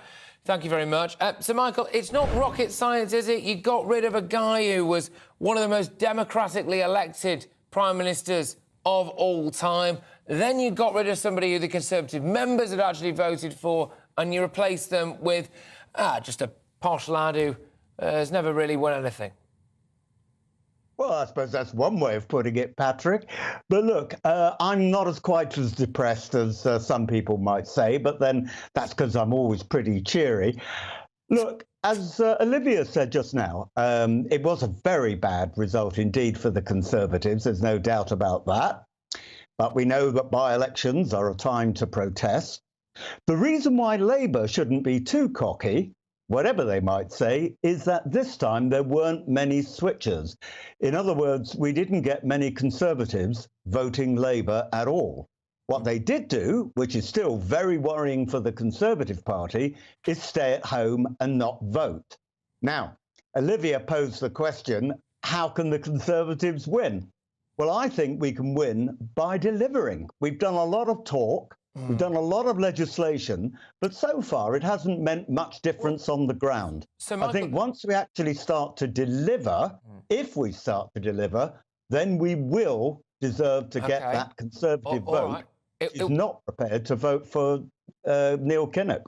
Neil Kinnock? Not prepared to vote for Keir Starmer. Look, to be fair, they probably wouldn't have voted for him either. But yeah, no, they did, unfortunately though, for what you just said there, is it's not quite as simple as they all stayed at home, is it? A lot of them did go out and vote for Reform, who want to do things like turn the boats back, for example, and have quite a few other, I don't know, should we say, well, true conservative policies, in a way, if it's as simple as that. So, you know, the answer is staring Rishi Sunak in the face, isn't it? Just be a Conservative. Yeah, he's got to deliver. I mean, one thing I don't think we want to do is change leadership right now. I mean, do a coup d'etat while the poor man is abroad trying to sort out the Middle East. But yes, he's got to deliver. You know, we've got to get those flights going off to Rwanda to deter any more people from coming across on their boats. I mean, we've already done this marvellous deal with Albania, which has meant that 10,000 people who were going to come over to the UK from Albania haven't done so. But there's a lot more to be done. People have got to feel better off. People have got to see that the NHS is working. Yes, there are lots of reforms in the pipeline, but they've got to actually happen. But, you know, I don't think there'll be a general election in January 2025, though there could be. But, you know, a year from now is a long time to start delivering. And when people are asked, well, what do you think Keir Starmer believes in?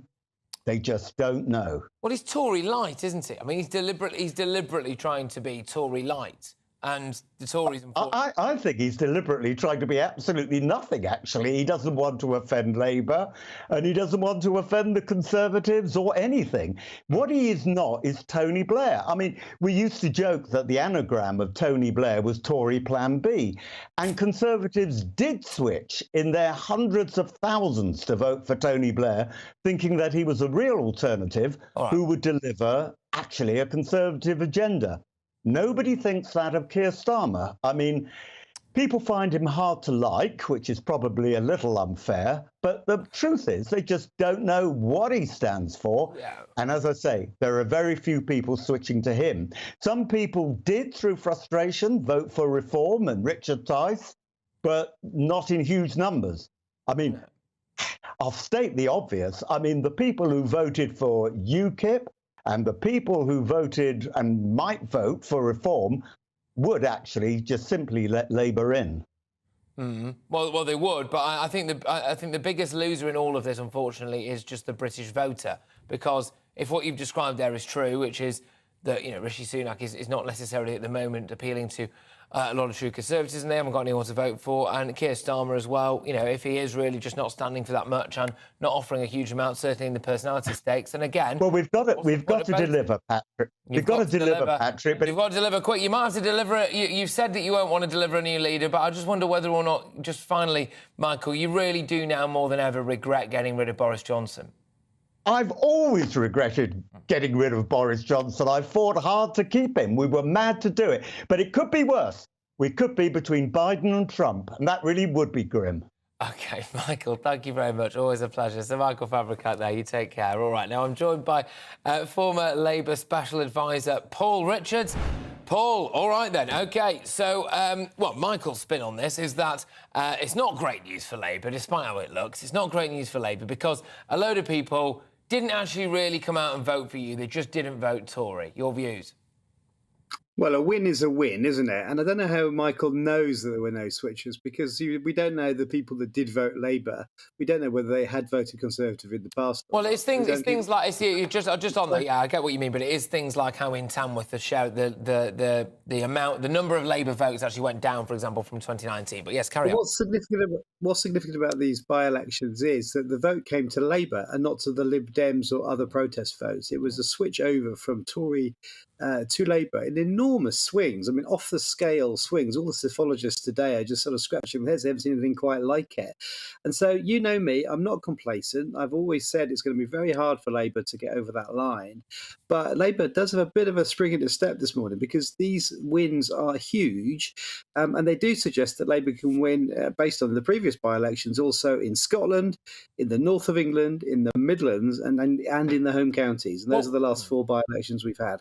What I will say is that, unfortunately, maybe, unfortunately for you, it doesn't actually indicate that Britain is going more left-wing or more socialist. I mean, Keir Starmer himself is trying to drag the party towards the centre ground.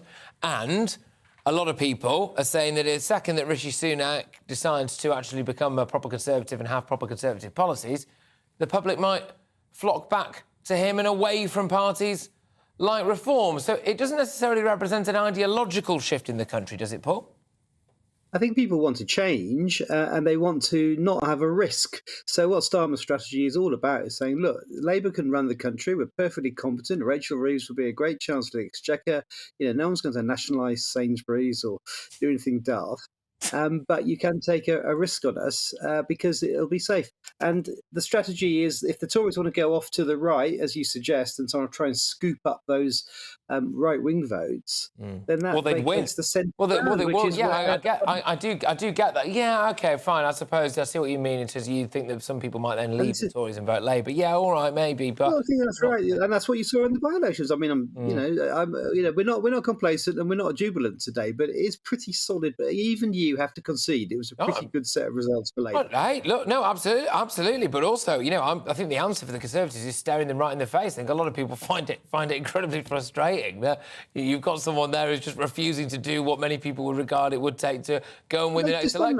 That is really interesting. But they've just had a conference where they were playing out all of this sort of populist right-wing stuff and doing some pretty sort of Trumpian things at the conference. It obviously didn't work at all. So I'm not sure the public are there. But I think the thing is, it comes from the leader, doesn't it? And Rishi Sunak, it's one thing which I think you might be alluding to, which is sending Suella Braverman out there to go and say a load of tub-thumpy right-wing stuff. But then you end up with the actual leader of the party coming out, and his big idea is more A-levels. And you think, well, yeah, and that I think it does come from the head, doesn't it? Yeah, well, they chose him. I mean, we didn't choose him. You didn't vote for him, and neither did I. This is the problem. If you keep swapping your leaders in the hope that suggests change, and then that leader tries to be the change, the public will eventually say, well, we want a general election. That's what we want. We want an actual choice to have that election, and then we can choose, not the Conservative Party. We can choose as the people. And I think that's where we're at. I don't think swapping Sunak for yet another Conservative Prime Minister will do them any good at all, and in fact do the country quite a lot of damage, especially internationally. What we need is a general election. So, we're not going to get one, are we? Because he's too fit to do it. But that's what the country is calling for now, is that proper change and a chance to change it. Paul, thank you very much, as ever. Paul Richards, there, former Labour Special Advisor. Great stuff. Now, let's bring you a couple of bits of breaking news, I believe. So, the Board of Deputies of British Jews has met with the boss of the BBC to express its outrage over the broadcaster's use of the language to describe Hamas. They also brought up what it called the BBC's damaging coverage of the immediate aftermath of the bombing of a hospital in Gaza City. The corporation said that it is committed to continued dialogue following today's meeting, at which the Board of Deputies said the BBC was left in no doubt as to the strength of feeling in the Jewish community. So there we go. There's some more breaking news for you as well. The Independent Office for Police Conduct will investigate an incident where armed police were deployed to a 13-year-old boy who was playing with a water pistol. It's a U-turn after the body had originally said that the Met Police should investigate the complaint. The incident occurred in July in Hackney in London. A police officer mistook the water pistol for a firearm. Armed police were called and they forced the boy off his bike and arrested him. Once it became clear that the child was carrying a toy, he was de-arrested. So, there we go. Two very different bits of breaking news for you there. Now, to an alarming incident as well at Leeds Bradford Airport, where a plane has skidded off the runway, apparently. The TUI flight from Corfu was attempting to land in strong winds, and the plane ended up on the grass. TUI spokesman said, "We are aware of an incident at Leeds Bradford Airport this afternoon in which, upon landing, the flight Tom 3551 slightly veered off while turning into the taxiway. There are no reported injuries, and our ground team are on hand to support passengers as they disembark." Right, there you are. Dramatic stuff from Leeds Airport. Now, Rishi Sunak is in Egypt, yes, as he tries to stop the Israel-Hamas war from escalating too much. Viewers will now be able to see live images from the Gaza skyline. Our reporter Charlie Peters is in Israel, and he's going to bring us the latest from the Middle East. We also are going to be covering as whether or not more pro-Palestine protests should take place this weekend. I will ask whether or not the government should ban them. It comes after there was violence at the last one and rampant anti-Semitism, and also, as well, Israel, as in the State of Israel, is seriously considering banning the BBC. Patrick Christys, GB News, Britain's news channel. I think the most exciting bit for me is talking to ordinary people. People who I think are ignored often by the major news channels. We're going to give news they want to hear. There's a voice there that needs to be heard. I think there's a chance here for a diversity of opinion to be expressed, which you don't find elsewhere. It's really exciting. We don't hold back. We're free to say how decisions that are taken here affect us all around the country. Only on GB News, the People's Channel, Britain's news channel. There's only 3 people you can trust in life: your doctor, your lawyer, and your nana.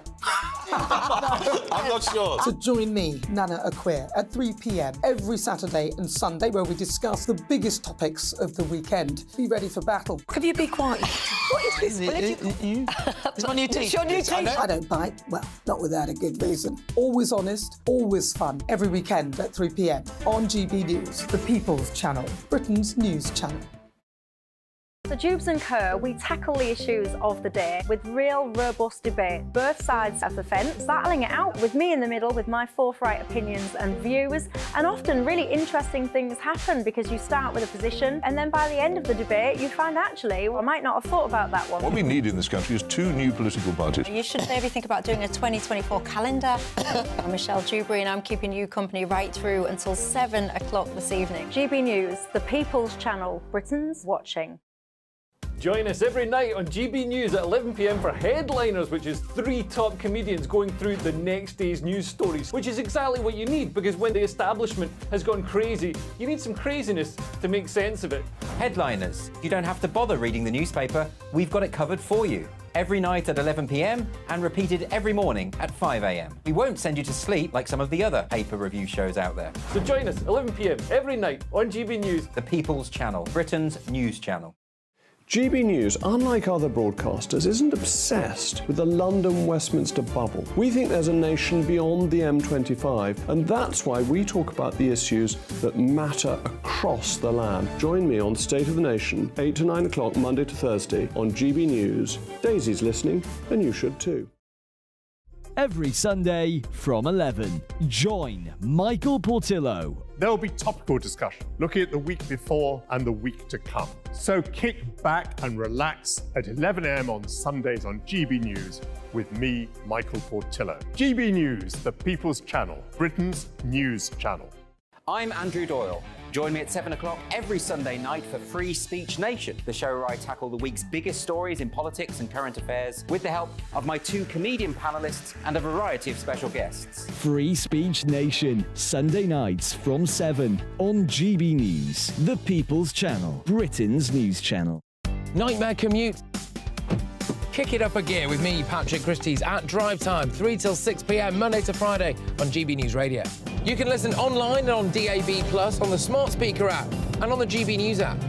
And if you've got an Alexa, all you have to say is, Alexa, play GB News. We're also on TuneIn and the Radio Player apps. From the school run to rush hour, get revved up with me, Patrick Christys, on GB News and GB News Radio.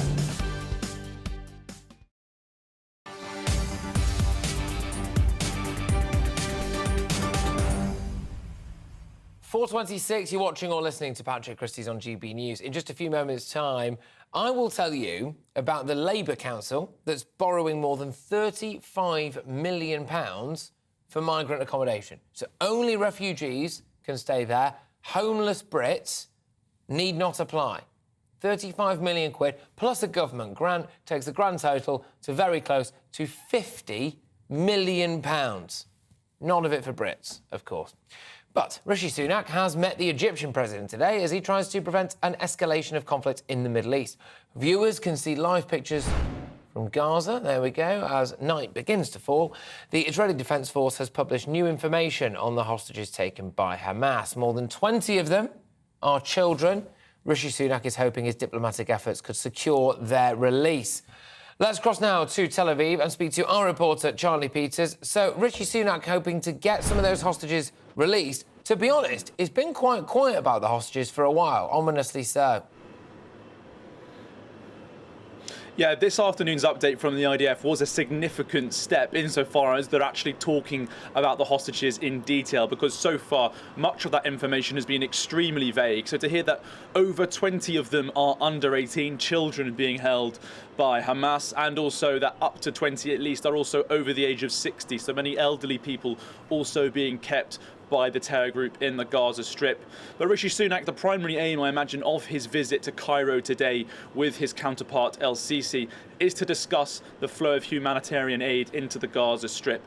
I think the British efforts here, they recognise they can't have a significant impact on the military and security situation immediately in Israel, but they can offer some more humanitarian diplomacy. And it's interesting that Foreign Secretary James Cleverly was there yesterday and is returning to Egypt tomorrow to attend a peace conference, because that has been a significant issue. Will the Egyptians and the Israelis support some deal whereby aid can enter into the Gaza Strip and the Rafah crossing there? But this conversation that they're having in Cairo is about avoiding escalation in the region. Well, they're not succeeding, if that's what diplomatic efforts are attempting to achieve, because in the north of Israel, in the last hour, rocket alerts are going off in Metula. The IDF has also reported that it has struck a cell of terrorists. It said they were operating on the border. And also in the last 15 minutes, the governments of the Netherlands and Belgium have ordered their civilians inside Lebanon to evacuate as soon as possible, while civilian airspace is still open to them. Also, we've not heard much today about the situation last night when Yemeni rockets were fired from the Red Sea there over and intercepted by a US naval destroyer in the Red Sea, in the Suez Canal, intercepted likely fired by the Houthis, an Iranian-backed terrorist militia. We don't know if that was at Iranian orders. And there were some 7 attacks on US forces in Iraq and Syria in the last 48 hours. So if people are trying to prevent escalation, it's not working. Thank you very much. Charlie Peters there from Tel Aviv. Now, the government has warned that people who attend pro-Palestine marches tomorrow must be mindful of the fear and distress felt by many families in the country. Well, on Wednesday, I spoke to British-Iranian activist Vahid Beheshti. He told me that one protester threatened to behead him. That's actually a clip of what you're seeing right now if you're watching us on TV or online. Now, he feared that he would have been killed if police officers hadn't intervened, and I think that's a reasonable fear to have, isn't it? A total of 15 people were arrested. We have seen a 1,000% increase in anti-Semitism since the Hamas incursion into Israel and that terrorist attack. Joining me now is GB News presenter Darren Grimes. Darren, should we ban these pro-Palestine protests? Look, Patrick, I mean, you were talking about banning the BBC earlier. That would certainly help my blood pressure. But on banning these protests, I think there's a real question to be asked here of the Metropolitan Police in actually policing these protests. Because you would have seen yesterday that the campaign against anti-Semitism, they went around London trying to actually get pictures of the children who Charlie's just mentioned in his report there about missing children kidnapped by Hamas who are still in Gaza. We don't know where they are, whether they're still alive. And that's all that the campaign for against anti-Semitism was trying to actually broadcast to the world, to show that to the world. And they were told by the Met Police, Patrick, that they couldn't do it because they feared that the other side might kick up a fuss. Yeah. And I just asked the question, why is it that one side is free to be absolutely, in my view, grotesque in saying that they don't want pictures of kidnapped children to be broadcast, when the side, they can get away with protesting and running after people with Israeli flags, all the rest of it. But wanting to broadcast kids, that's beyond the pale, Patrick. So if we're going to actually say to people, one form of protest is politically correct, the other form of protest isn't, then I think we've got to ban the whole lot of them, because you cannot have this selective policing, and that's what we're seeing here. It's tricky, though, isn't it? Because, I mean, you can't really ban all protests, because then the next time that I don't know, you or exactly. I or whoever want to go out and protest. I suppose it is on the police. I would really, really hope that, tomorrow and over the weekend, we do see people there who go out and protest in the right way, who don't shout anti-Semitic things, and the police force do get involved if they do. But I am incredibly fearful, Darren, that will not be the case. And I think one thing that this conflict in the Middle East so far has shown is actually what a monumental spillover is going to have here in Britain, right across Europe, and maybe it is just simply time to, unfortunately, reap the mistakes of what a lot of European leaders have sown for a very long time. But, Darren, I'm so sorry. We are going to have to leave it there. I've just prattled on at you, but there we go. Darren Grimes, GBNews presenter. There, you'll catch him on Saturday 5, on Saturday 7 till 9 p.m, I think it is, anyway. Those more still to come between now and 5 o'clock. I'll get a reaction to the news that an English council is borrowing more than £35 million just to fund refugee accommodation. So homeless Brits cannot apply for it. Yes, I know. Anyway, now it's your latest headlines with Ray.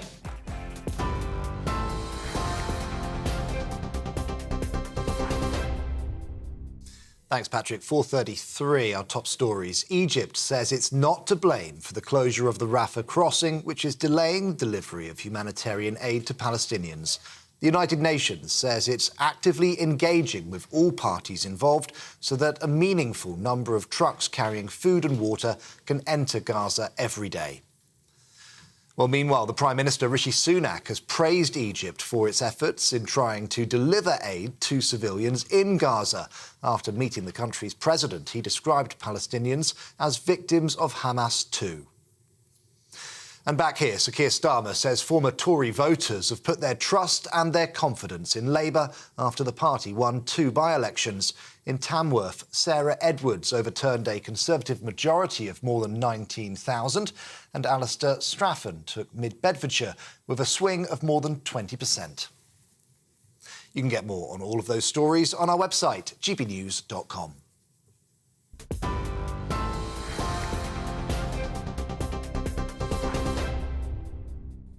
Now, if you thought that the housing crisis couldn't get any worse, Waltham Forest Council has secured government funding to purchase 170 new-build flats to provide housing, they say, for Afghan and Ukrainian refugees.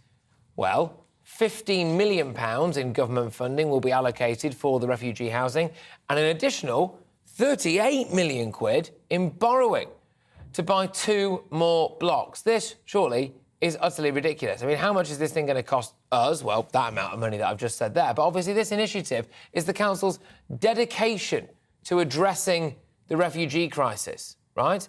But at what cost? And Brits can't apply for this, can they? Shouldn't they be focusing maybe on some of their own residents' needs? Joining me now is the head of campaigns at the Taxpayers Alliance. It is Elliot Keck.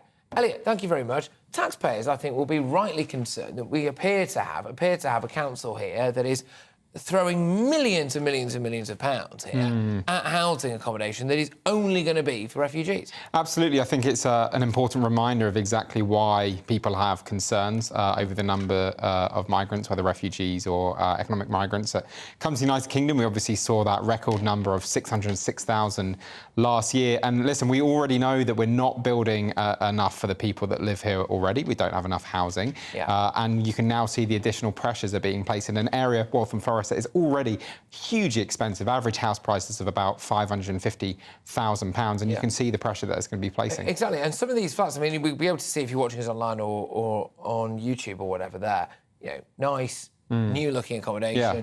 If you were to sell those on the open market, you get about £300,000 per lot. Yeah, I think looking at that, that was also reduced market rate as well. That was 20% reduction, so it would probably actually be higher at the full market rate. Yeah, and the idea that people who've just arrived in this country could get those, I think, in the middle of a housing crisis, seems a bit unfair. There's a real question about whether this is the best way to manage refugees that come into the country. Obviously, we do have a responsibility to those that can't afford accommodation and to those that we've granted that refugee status, but whether or not giving them actually pretty prime real estate in one of the most expensive boroughs in the country, probably an area that actually, if they're on very low incomes, if they have very little money, they're going to find it quite difficult to live in because, you know, the prices of whether it's the pub, the restaurant, the supermarket is going to be higher than elsewhere in the country. And I think we do need to look again about whether this is the best way to do this. Also interest rates as well. So let's just say that Waltham Forest Council decides to borrow £38 million in the current economic climate. Yeah, absolutely. How long is it before they go pop? Well, it's a good question, and we've seen the government have given them a grant of £15 million, and they should be using that for the purpose that it's been given, which is to house refugees. But to have to borrow an extra £38 million suggests that actually it's not affordable, and we should be looking at whether or not these refugees could be housed elsewhere, maybe places with lower housing costs, maybe places where there's gaps in the labour market and where actually these refugees might have a better opportunities in life. People used to laugh and sneer, didn't they, when people would stand up and say, you know what, you've got more chance of getting a house in this country if you get on a dinghy and you come across from France. And actually, you look at things like this and you think you probably do. Yeah. Actually. Yeah, well, listen, I mean, I'm of the age where I know lots of parents of the people that I grew up with who are very stressed about whether or not their children will be able to afford a house. Prices are just so extortionately high. As I mentioned, if you're looking to buy a place in Waltham Forest, it's an average price of about well over £500,000. And now you're obviously seeing refugees get seemingly the first bite at the pie. And I think that is a problem, and that will irritate a lot of people in the country. I'm going to read a statement now from Waltham Forest Council. So they've told us the council has secured funding from the Department for Levelling Up Housing and Communities and the Greater London Authority to secure homes for Ukrainian and Afghan refugee households taken in under recent Home Office schemes. The funding will secure new properties for the council. No one already on the housing waiting list will lose their place. Fine, but I don't think that means that they're going to be housed there, though, does it? But there we go. These properties will revert to council ownership when vacated and can then be used to help reduce the housing waiting list. No final decision has yet been made. The proposal will go to the Cabinet in November. The proposal, by the way, is supposed to go to the Cabinet, yes, in about 2 weeks' time. Let's just pick that apart quickly, really. So it says that these properties will revert to council ownership when vacated. Well, I mean, if you are a Ukrainian or an Afghan refugee who's just been given a free, pretty much, £300,000 or £400,000 prime bit of real estate in arguably the best city in the world, I mean, I'm not sure that you'd vacate that quickly, would you? Yeah, absolutely. And we're talking about the best city in the world. There are people on very, very good incomes in very important jobs in London that cannot afford to live in London, that have to often live quite long and gruelling commutes outside of London, or if they do live in London, they have to live in incredibly subpar accommodation. And now you're seeing that refugees are being given, quite nice new accommodation in a pretty attractive part of London. So, listen, it is a problem. It's not an easy one to fix because refugees do need housing, and it's right to give them housing. It's about looking, is this cost the best use of taxpayers' money? This is a really interesting case study, and we're going to keep up with this because what's happening here is played out and going to be played out right across the country, not just for people who've come here in these schemes like we had for Ukrainians and Afghans as well. There's a massive crisis looming that once we have finally got around to processing all of the people who've come across the channel and almost inevitably waving a lot of them through, there is then a big impending looming homelessness crisis amongst people who've just come across the channel. And we don't have anywhere to put them, and so we're going to need to end up doing things like this. And I regret to say that in a year, 2 years, 5 years' time, we're going to be sitting here talking about billions and billions and billions of pounds of taxpayers' money that has only been spent trying to house people who've either entered this country illegally initially or come through schemes, whilst, unfortunately, other people will just have to suck it up, and they'll say, you won't be booted off the housing waiting list. Well, fine, but you're not going to be booted up here, are you, with this? But look, thank you very much. It's been great to have you on the show, of course. I'll chat to you again very, very soon. Loads still to come between now and the end of the hour. So, whilst they're saying, of course, that no final decision was being made there, with more pro-Palestine protests set to take place across the UK tomorrow, I am asking whether or not they should make a decision to ban these protests. Should British citizens as well, though, be loyal to Britain? Or is it OK if loyalties lie elsewhere? I'm having a bit of a look at whether or not a citizenship test might be a good thing. How would that even work? Patrick Christys, GB News, Britain's News Channel.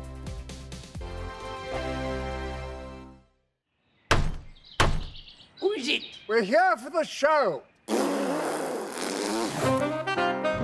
More energy this time! Welcome to the Dinosaur Hour. I was married to a therapist. And you survived? I thought we were getting Hugh Laurie. Second best. Bellissima. You interviewed Saddam Hussein. What's that like? I was terrified. I'm playing strip poker with these three. Oh! No, thank you. My CDs need to be put in alphabetical order. Are you going to be problematic again? The Dinosaur Hour. Sunday, the 29th of October at 9 on GB News.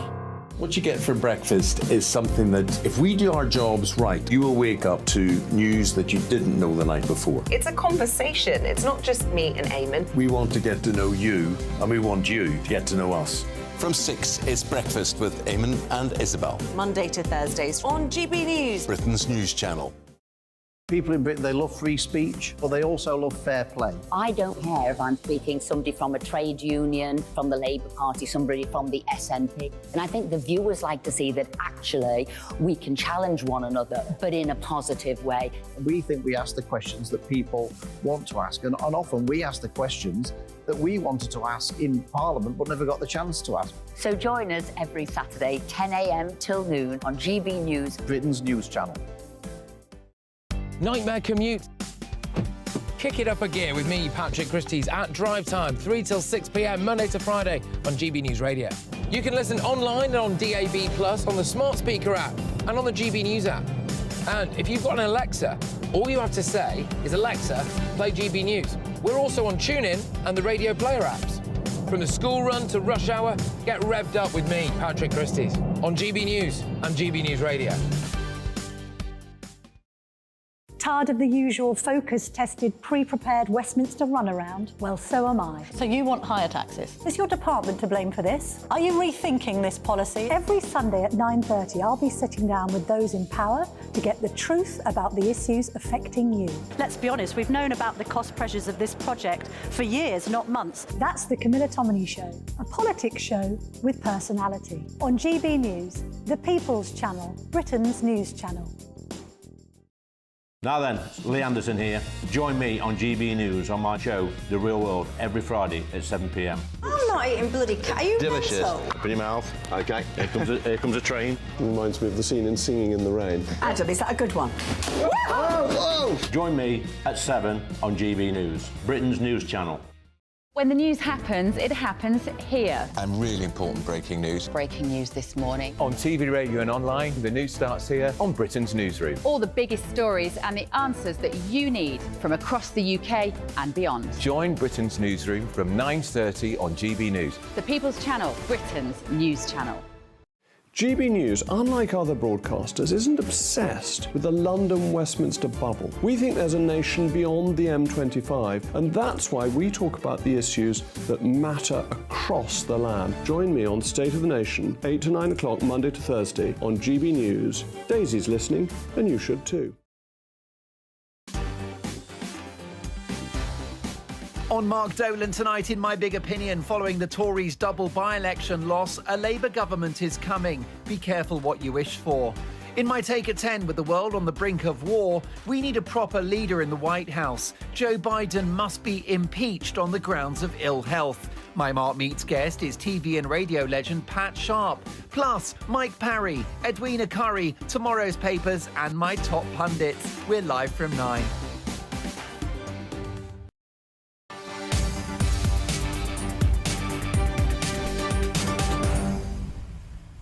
Quarter to 5, you're watching or listening to me, Patrick Christys, on GB News. At 5, with Rishi Sunak under mounting pressure after the Tories lost 2 by-elections last night, I will discuss Nigel Farage's claim that he would be surprised if he's not the Tory leader in 3 years' time. Yes, Nigel Farage is on record as saying he will be surprised if he is not the leader of the Tory party within 3 years. What do you make of that? But here's a question for you. If you're a British citizen and you live here, should you be loyal to Britain or another country? Former Tory Minister Lord Frost has answered that question. He says that we should expect British citizens to be loyal to the UK. I know many people will think this goes without saying, but, you know, take a look at that. It's an issue that has been brought into sharp focus in light of what's been going on in the Israel-Hamas war. Pro-Palestine and pro-Israel protests taking place right across the UK. There's been loads of other examples that I can think of as well. Joining me now is Emma Webb, who's the UK director of the Common Sense Society. Emma, thank you very, very much. How big is the problem, do you think, of people who are British citizens, who live here, who actually are more loyal to a different country?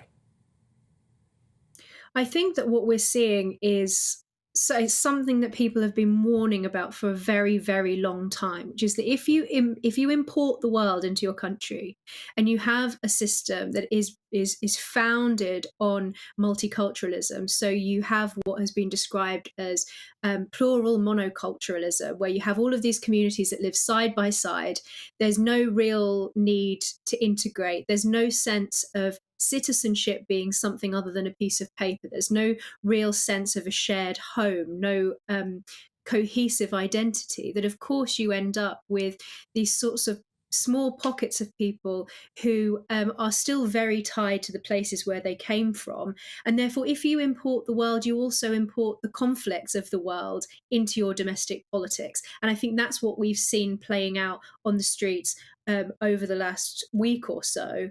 But I think what's so frightening about what we've seen over the last couple of weeks, or the last week or so, is the sheer scale of people who, I think, and of course there are people who are protesting just simply in favour of Palestine, but there are also clearly a lot of people who have come out to support or to celebrate the actions of a terrorist organisation, a prescribed terrorist organisation in this country, who have come out onto our streets to celebrate the murder of Jews. And I think for many people that has really woken them up to not only a problem of integration, but just simply the fact that we don't really have shared values in this country as we used to. And the breaking line that came out about an hour before I came on air was that the Metropolitan Police are saying that the cases of anti-Semitism have gone up by 1,000% in the last month. What do we do about this, though, Emma? Do we have to sit a citizenship test? I mean, does that work? Well, I think in the case of what we're actually seeing with those images there, this is not actually necessarily about people who are first generation migrants to this country. Many of those people will be second generation, third generation. There'll also be many people in there who don't necessarily have roots elsewhere, but are still supporting the actions of Hamas, or are still supporting the pro-Palestinian cause, or involving themselves with, anti-Semitic chants like "From the river to the sea, Palestine will be free" is widely understood to be sort of incitement to genocide.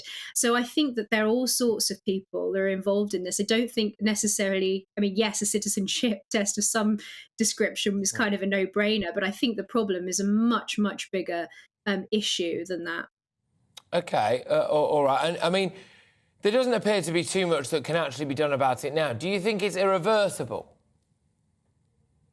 That's a very good question. I think that we, and like I keep saying, as we've seen over the last week and a half, because I have personally been so shocked by how openly anti-Semitic some people are being. I think that we're in a dangerous point in our history, and what I find so particularly concerning is that you see, as we saw today, the police are willing to clamp down on, for example, Jewish groups who are trying to raise awareness of kidnapped Israeli children. The police will stop them from driving around London with a billboard truck because they don't believe that they don't have the confidence to actually police these protests. So I think the concern actually is that the police are not enforcing the law, and actually the police are cowed by anybody who is a bully and anybody who shouts the loudest. And first and foremost, if we have a police force that cannot enforce the law, then we do not have a law. And I think that is the first port of call, I think in trying to turn the tide on how dangerous this could become. Yeah, look, absolutely. Emma, look, thank you very, very much for coming on. It's Emma Webb, who's the UK director of the Common Sense Society. It has been a concern for an incredibly long time for me, and I know a lot of people, that I worry is now coming to a head, which is if people are living in Britain, they are technically British citizens, they are British citizens, but their loyalty lies elsewhere. You import not only foreign problems that then play out on the street, but where is that British spirit? And is that a problem? But look, now it's time for Patrick's Pick of the Day. We're going to take a look at a story that isn't dominating the news headlines, but has still caught my eye. Now, last hour, I spoke about a man who posed as a mannequin before he tried to rob a store, so that's kind of the level that we're at here with Patrick's Pick of the Day. But his plan was foiled. He could now get 10 years in prison. But I'm focusing this hour on the gutting news that a number of councils across the country have cancelled their Bonfire night celebration. Some local authorities have called off Guy Fawkes celebrations for the third or fourth year in a row because they say the price of fireworks has skyrocketed. It is an absolute travesty, this. Any excuse to call off a Bonfire night display and they'll do it. Other organisers cited issues with conforming to regulations as their reason for cancelling their displays. It's another huge blow to a classic British tradition, isn't it? Where is the fun? Seriously, have we not just lost the fun? All of these council killjoys.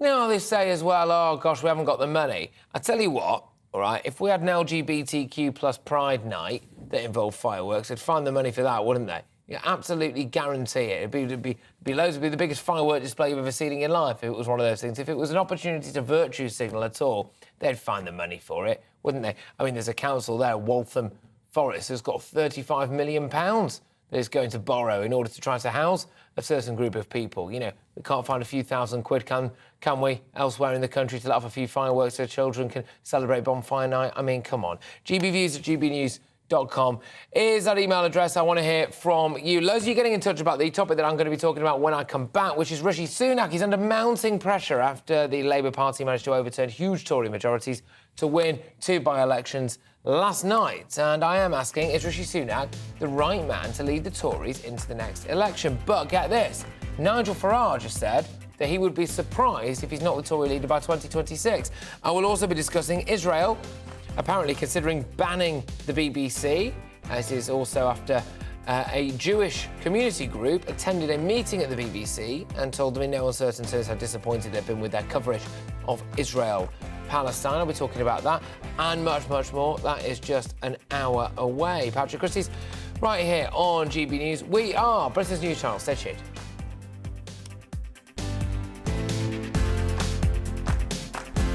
I'm Alex Deakin. This is your latest weather update from the Met Office for GB News.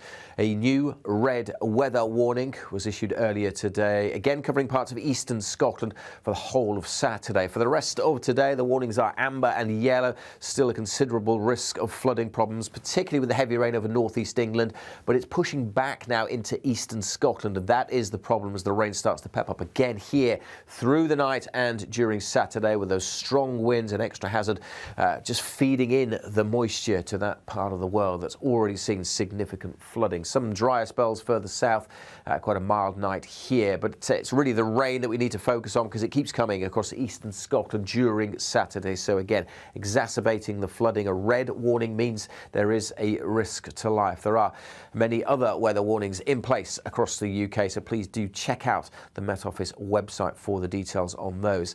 Through the day, we'll see some very heavy, even thundery showers across the southeast and some gusty winds. It won't rain everywhere all day. There will be some brighter spells across parts of eastern England and Northern Ireland especially, but temperatures are going to be, well, teens at best and feeling a lot colder with that persistent and heavy rain across northeast Scotland that only slowly eases on Saturday night. Sunday offers a respite. There will be a few showers dotted around, but many places will see some decent spells of sunshine, and the winds for many will be a lot lighter as well.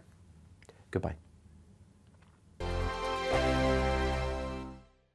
I think the most exciting bit for me is talking to ordinary people. People who I think are ignored often by the major news channels.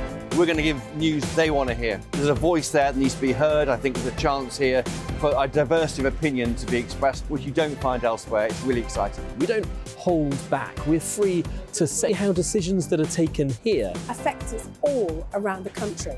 Only on GB News, the People's Channel, Britain's news channel.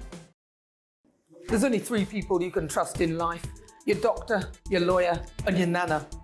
I'm not sure. So join me, Nana Aquia, at 3 p.m. every Saturday and Sunday, where we discuss the biggest topics of the weekend. Be ready for battle. Could you be quiet? What is this? It's my new teeth. It's your new teeth. I don't bite. Well, not without a good reason. Always honest, always fun. Every weekend at 3 p.m. on GB News, the People's Channel, Britain's news channel. The Jubes and Co, we tackle the issues of the day with real, robust debate, both sides of the fence, battling it out with me in the middle with my forthright opinions and views. And often really interesting things happen because you start with a position and then by the end of the debate you find actually, well, I might not have thought about that one. What we need in this country is 2 new political parties. You should maybe think about doing a 2024 calendar. I'm Michelle Dewberry and I'm keeping you company right through until 7 o'clock this evening. GB News, the People's Channel, Britain's watching. Join us every night on GB News at 11 p.m. for Headliners, which is 3 top comedians going through the next day's news stories, which is exactly what you need, because when the establishment has gone crazy, you need some craziness to make sense of it. Headliners. You don't have to bother reading the newspaper. We've got it covered for you. Every night at 11 p.m. and repeated every morning at 5 a.m. We won't send you to sleep like some of the other paper review shows out there. So join us 11 p.m. every night on GB News. The People's Channel, Britain's news channel. GB News, unlike other broadcasters, isn't obsessed with the London-Westminster bubble. We think there's a nation beyond the M25, and that's why we talk about the issues that matter across the land. Join me on State of the Nation, 8 to 9 o'clock, Monday to Thursday, on GB News. Daisy's listening, and you should too. Every Sunday from 11, join Michael Portillo. There will be topical discussion, looking at the week before and the week to come. So kick back and relax at 11 a.m. on Sundays on GB News with me, Michael Portillo. GB News, the People's Channel, Britain's news channel. I'm Andrew Doyle. Join me at 7 o'clock every Sunday night for Free Speech Nation, the show where I tackle the week's biggest stories in politics and current affairs with the help of my 2 comedian panellists and a variety of special guests. Free Speech Nation, Sunday nights from 7 on GB News, the People's Channel, Britain's news channel. Nightmare commute. Kick it up a gear with me, Patrick Christys, at drive time, 3 till 6 p.m, Monday to Friday on GB News Radio. You can listen online and on DAB+, on the smart speaker app, and on the GB News app. And if you've got an Alexa, all you have to say is, Alexa, play GB News. We're also on TuneIn and the Radio Player apps. From the school run to rush hour, get revved up with me, Patrick Christys, on GB News and GB News Radio.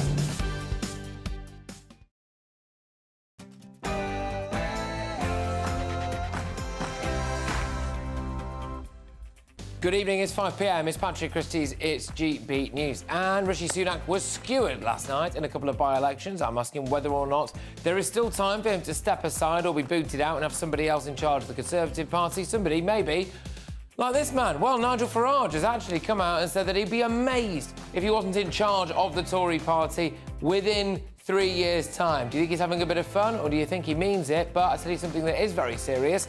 It's this.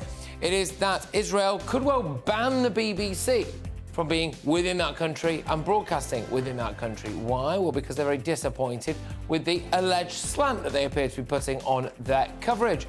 We will also be discussing this story. Yes, £35 million for refugee homes. This is in Waltham Forest. So only Afghans and Ukrainians, supposedly, will be allowed to stay and live in brand new accommodation there. No British homeless. That's on top of another £50 million government scheme that is, again, only for refugees in that area. What do you make of that? One more for you this hour, I think. Yes.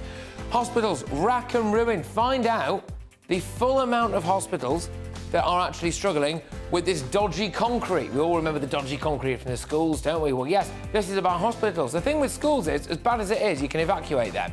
You can't really evacuate people from intensive care wards at places like Wythenshawe Hospital, which is one of the hospitals where they've got this dodgy concrete. Patrick Christys, GB News.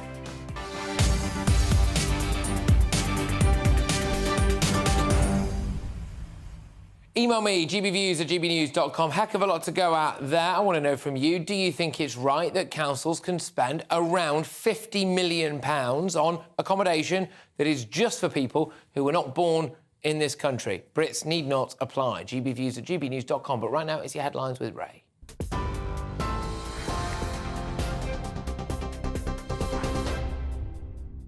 Thanks, Patrick. 1 minute past 5, our top stories. Egypt says it's not to blame for the closure of the Rafah crossing, which is delaying the delivery of humanitarian aid to Palestinians.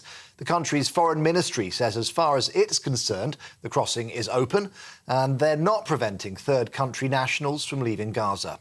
The United Nations says it's actively engaging with all parties involved so that a meaningful number of trucks carrying aid can enter the strip every day. Well, meanwhile, the Prime Minister, Rishi Sunak, has praised Egypt for its efforts in trying to deliver aid to civilians in Gaza. After meeting the country's president, he described Palestinians as victims of Hamas too.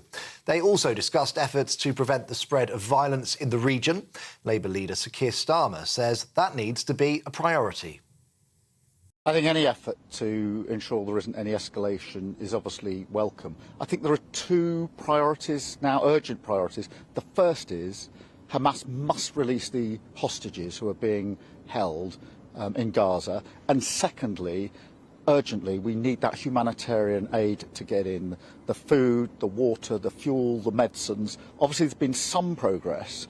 But much more is needed. It's urgent. There are, many innocent civilians in Gaza. Israel military sources have given more information about the estimated 200 hostages taken by Hamas. They say 30 are teenagers and young children, and 20 are over the age of 60. The majority are still alive. Meanwhile, Israeli troops are mobilising along the border of the Gaza Strip ahead of a possible ground invasion.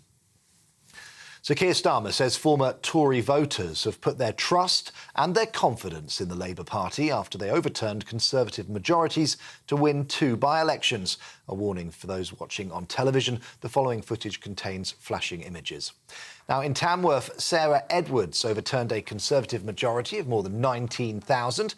Meanwhile, Alistair Stratham took Mid-Bedfordshire with a 20.5% swing, the largest Labour by-election win since 1945. He says he's delighted people voted for change. We've been really humbled by how seriously people have taken this election, this opportunity to do something different, this chance to make sure we finally have an MP in Parliament who's going to be on our side. And I think it's fair to say that after today, no one is going to be taking us for granted here in Bedfordshire ever again. Well, Conservative Party Chairman Greg Hands, less impressed. He says Labour's win's not that significant. Labour hardly improved their vote at all, and in fact went down in Mid-Bedfordshire slightly. But I don't think that will have an impact on the general election. Clearly, we need to recognise that a large number of our Conservative voters did not come out yesterday in Mid-Bedfordshire and Tamworth, despite having excellent candidates in Festus Akinbusoya and in Andy Cooper. So we need to work harder. We need to make sure that people get the government message that we are delivering against the 5 priorities, making progress. The Director General of the BBC will be challenged next week over why the corporation refuses to call Hamas terrorists. On Wednesday, Tim Davie will address a meeting of the Tory party's 1922 committee of backbench MPs. Senior sources have told GB News Mr Davie will be expected to answer questions about the BBC's reporting of the Israel-Hamas conflict, including their coverage of a rocket attack on a Gaza hospital. The meeting was originally called last month to address what some Tory MPs see as biased against the Conservative government.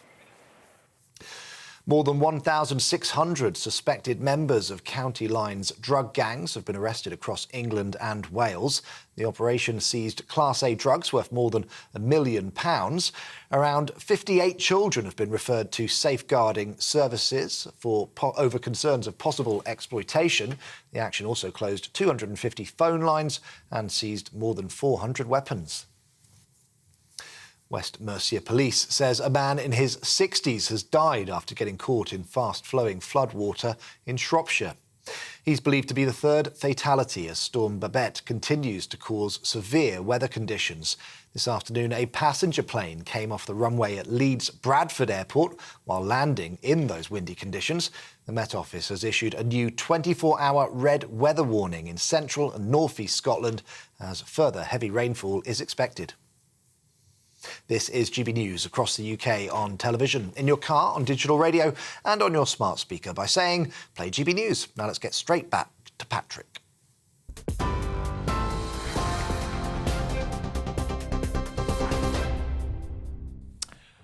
Well, we, of course, start with that terrible night for the Tories that has piled even more pressure on Rishi Sunak. Now, Labour won both of yesterday's by-elections after overturning huge Tory majorities in Tamworth and Mid-Bedfordshire.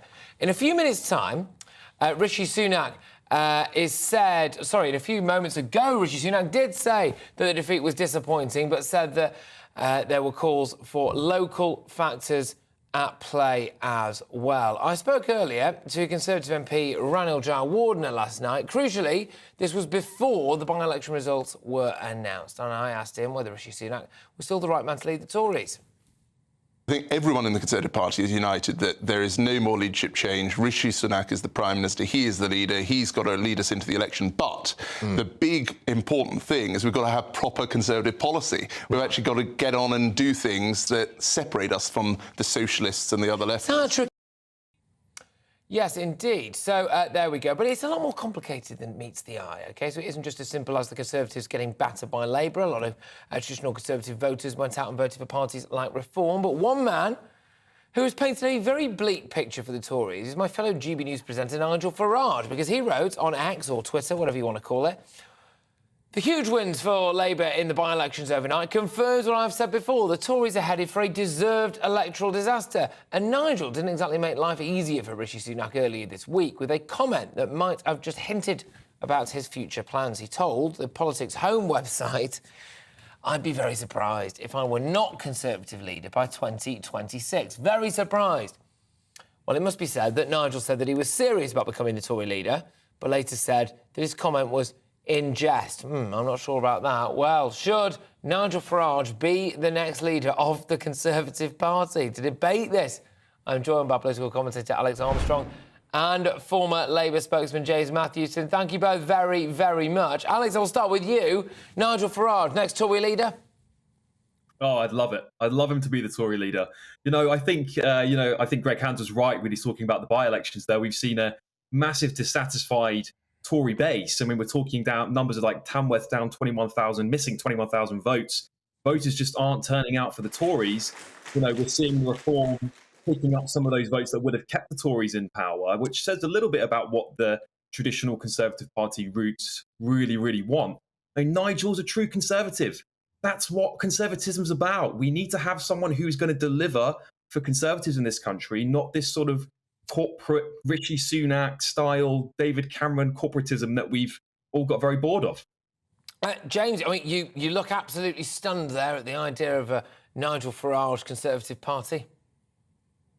Yeah, I mean, I'm not going to disguise that from you, Patrick. Hearing Alex say that Nigel Farage is a true Conservative and represents what conservatism is would have been a huge win for me a couple of years ago. To try and connect Nigel Farage and the Conservative Party so clearly together would have been so damaging for the Conservative Party. But it shows you just how far we've gone, how the depths to which we've plummeted as a country when you see that Nigel Farage is a true Conservative and that represents conservatism. I know Conservatives who would be absolutely gobsmacked by that claim. However, for me, to be honest with you, I couldn't think of a better thing to happen to the Tory party, because electorally it would be an absolute disaster for them, as we've learned in the Labour Party ourselves. Winning is not done. Can I ask about that, James? Can I ask about that? I think the thing is, and this is the reason why I ask it, I mean, would it be that much of a disaster electorally? Because a lot of people went to Reform, so as opposed to people going out in their droves and voting en masse for the Labour Party over the Conservatives, a lot of people, I would argue, James, went and decided that they wanted to be more Conservative, James. Yeah, but the problem is that you don't win general elections by being on those polls, on being on either extreme. You win them by building coalitions. You're not going to build a coalition with Nigel Farage.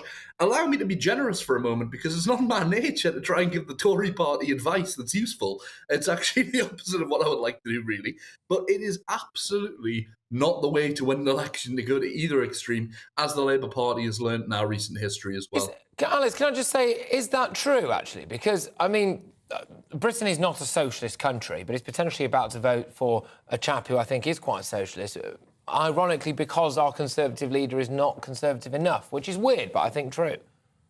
Yeah, I know. I think you're spot on, Patrick. I mean, Labour haven't actually increased their vote by very much at all in this by-election, where they should be sweeping, actually collecting Tory votes. They're not collecting any, which says actually tell you a little bit more about the state of politics today than it does about the Labour Party. I don't think they really are getting this message they seem to be hammering home, supposedly. There doesn't seem to be much of that going on. This is the problem, right? The Tories have been in power for a decade. They haven't found where their values lie. They aren't putting out conservative policies. The online safety bill is a prime example of that. It's completely unconservative. There's nothing libertarian about it whatsoever. It's actually taking freedom away from people. We've got the highest tax of any government since World War II. These are not conservative values. How can any conservative vote for them? And that's what I'm talking about when I talk about real traditional conservative values. And yet, James may be a bit surprised to hear that, but actually Nigel Farage is coming out with conservative policy. In fact, the best policies that the Tories, the vote winners, have been the ones that Nigel Farage has been putting forward. Brexit was Nigel's baby, and that brought the Conservative Party together under Boris. So, I think maybe you feel like Nigel Farage is this big extreme, but if you actually listen to what he says, it's hardly extreme at all. I've got some footage of Nigel Farage at Conservative Party conference, by the way, which is him being mobbed by a wide range of people. There are lots of them quite young, and James, Nigel Farage there at Conservative Party conference walks in a little bit like a kind of political rock star. When Keir Starmer walks into a room, the lights go out, don't they? I think we need to be careful about what we're talking about here. We're talking about somebody who's going to lead the country. We're talking about politicians who are elected to do a very important job. We're not talking about rock stars. We've seen what rock stars do in power. We've seen what these big personalities do. It's been disastrous. Well, they win elections, which is what we're talking about, Joe. This is the thing. We've gone from a situation where we had an incredibly well-elected Prime Minister who then did some quite silly things and was nudged out by people who thought that it was disastrous. He would be a disaster for them electorally. Then they had a Prime Minister who was actually voted for by Conservative Party members, which I agree, by the way, is not democratic enough to run a nation, but that was the best metric we had. Then she went, and now we've got somebody who's not been voted for by anybody in charge. And you've got Keir Starmer there who, isn't exactly Mr. Personality, is he? I mean, the big losers in all of this are the people, aren't they, James? But the key thing for me lies there, Patrick, what you've just said, that Boris Johnson was somebody who was elected with a huge mandate and then did some very silly things. For many of us, the fact that Boris Johnson was going to do some very silly things was in the reading for years. And it's the same with Nigel Farage. If you look at his former teachers have come out and said that the man's racist, he's fascist. They're big claims. They're claims that, I don't want to say they're people who know one thing I will say, all right, I'm going to say about that, which is no doubt obviously Nigel does deny all of those things, but also, James, I mean, those are school reports, right, from teachers years ago. I mean, is that the best we've got? Because really, it would appear, James, that those in glass houses maybe shouldn't throw stones because, Keir Starmer tried to get Jeremy Corbyn elected twice. He's friends with Hamas, isn't he? And look what's going on now. I mean, it's remarkable, especially considering that Keir Starmer's wife is Jewish. I don't know how he could look at himself in the mirror and do that, James, but you want that guy to get elected, don't you? The reality is, I think when you look at people like Nigel Farage, and for me, like I say, the claims from people that are there previously, we had warnings about Boris Johnson from former employers, we had warnings from people who'd known him his whole life that he wasn't suitable for power. It's about whether you are fit to be in government and whether you're fit to lead it. Now, I think most Conservatives in the Conservative Party today would actually disagree with Alex and would say that they don't think Nigel Farage is suitable, regardless of what those fringes think. And that tells you that. All right, Alex, I'll put that to you. So do you think that Keir Starmer is he's got the kind of moral standing that we need in a way that someone like Nigel Farage just doesn't have?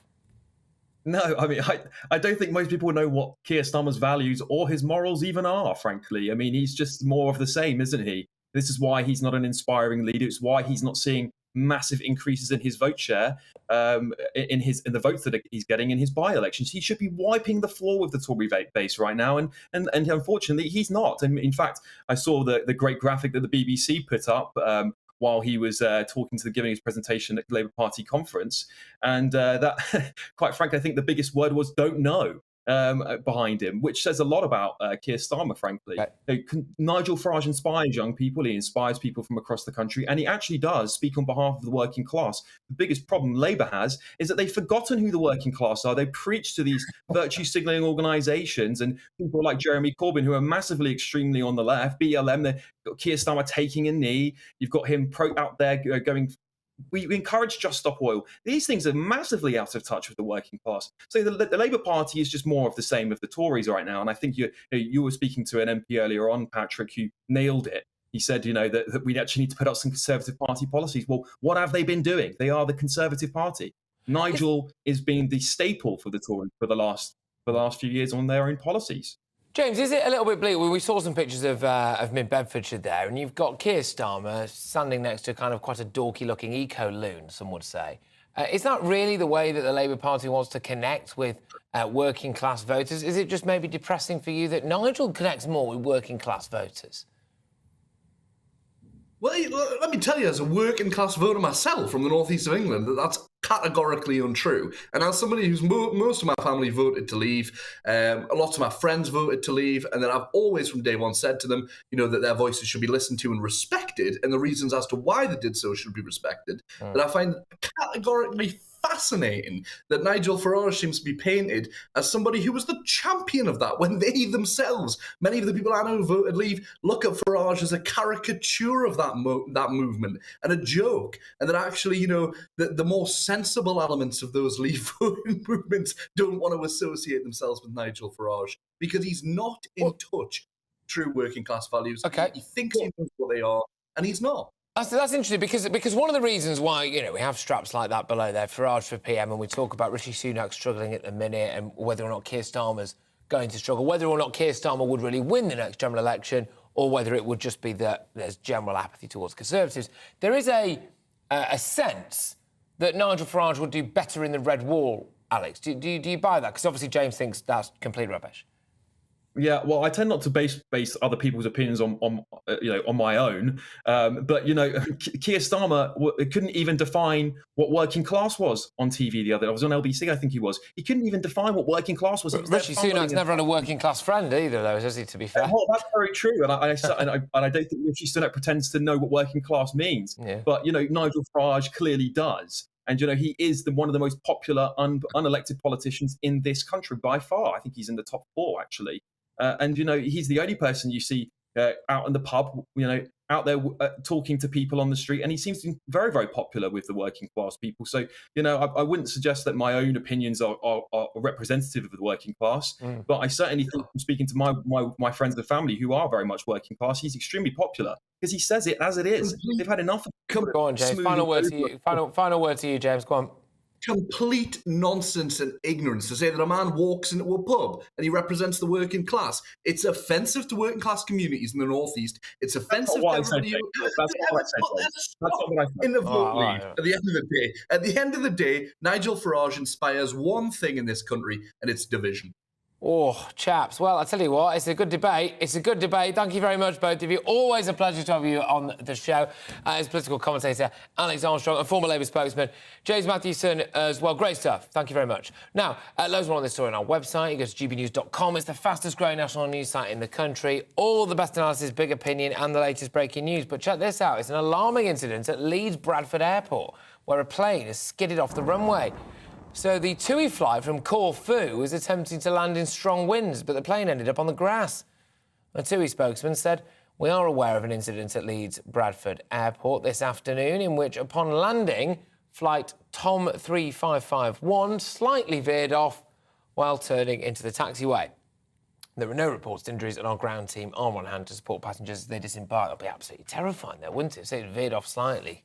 Gosh, I wouldn't fancy being on that flight. Now, as the BBC still refuses to call Hamas terrorists, the Israeli government has warned that it could actually ban the BBC from reporting in that country. We'll be talking about that very shortly. Patrick Christys, GB News, Britain's news channel.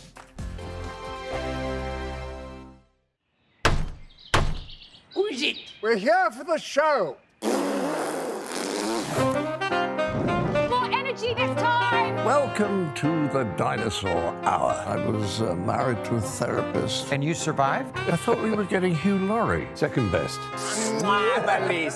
You interviewed Saddam Hussein. What's that like? I was terrified. I'm playing strip poker with these three. Oh! No, thank you. My CDs need to be put in alphabetical order. Are you going to be problematic again? The Dinosaur Hour. Sunday, the 29th of October at 9 on GB News. What you get for breakfast is something that, if we do our jobs right, you will wake up to news that you didn't know the night before. It's a conversation. It's not just me and Eamon. We want to get to know you, and we want you to get to know us. From 6, it's Breakfast with Eamon and Isabel. Monday to Thursdays on GB News. Britain's news channel. People in Britain, they love free speech, but they also love fair play. I don't care if I'm speaking somebody from a trade union, from the Labour Party, somebody from the SNP. And I think the viewers like to see that actually we can challenge one another, but in a positive way. We think we ask the questions that people want to ask, and often we ask the questions that we wanted to ask in Parliament but never got the chance to ask. So join us every Saturday, 10 a.m. till noon on GB News, Britain's news channel. Nightmare commute. Kick it up a gear with me, Patrick Christys, at drive time, 3 till 6 p.m, Monday to Friday on GB News Radio. You can listen online and on DAB+, on the smart speaker app and on the GB News app. And if you've got an Alexa, all you have to say is, Alexa, play GB News. We're also on TuneIn and the Radio Player apps. From the school run to rush hour, get revved up with me, Patrick Christys, on GB News and GB News Radio. Tired of the usual focus-tested, pre-prepared Westminster runaround? Well, so am I. So you want higher taxes? Is your department to blame for this? Are you rethinking this policy? Every Sunday at 9:30, I'll be sitting down with those in power to get the truth about the issues affecting you. Let's be honest, we've known about the cost pressures of this project for years, not months. That's the Camilla Tominey Show, a politics show with personality. On GB News, the People's Channel, Britain's news channel. Now then, Lee Anderson here. Join me on GB News on my show, The Real World, every Friday at 7 p.m. I'm not eating bloody cat. Are you Delicious. mental? Open your mouth. OK, here comes a train. Reminds me of the scene in Singing in the Rain. Adam, is that a good one? Whoa! Join me at 7 on GB News, Britain's news channel. When the news happens, it happens here. And really important breaking news. Breaking news this morning. On TV, radio and online, the news starts here on Britain's Newsroom. All the biggest stories and the answers that you need from across the UK and beyond. Join Britain's Newsroom from 9:30 on GB News. The People's Channel, Britain's news channel. GB News, unlike other broadcasters, isn't obsessed with the London-Westminster bubble. We think there's a nation beyond the M25, and that's why we talk about the issues that matter across the land. Join me on State of the Nation, 8 to 9 o'clock, Monday to Thursday, on GB News. Daisy's listening, and you should too.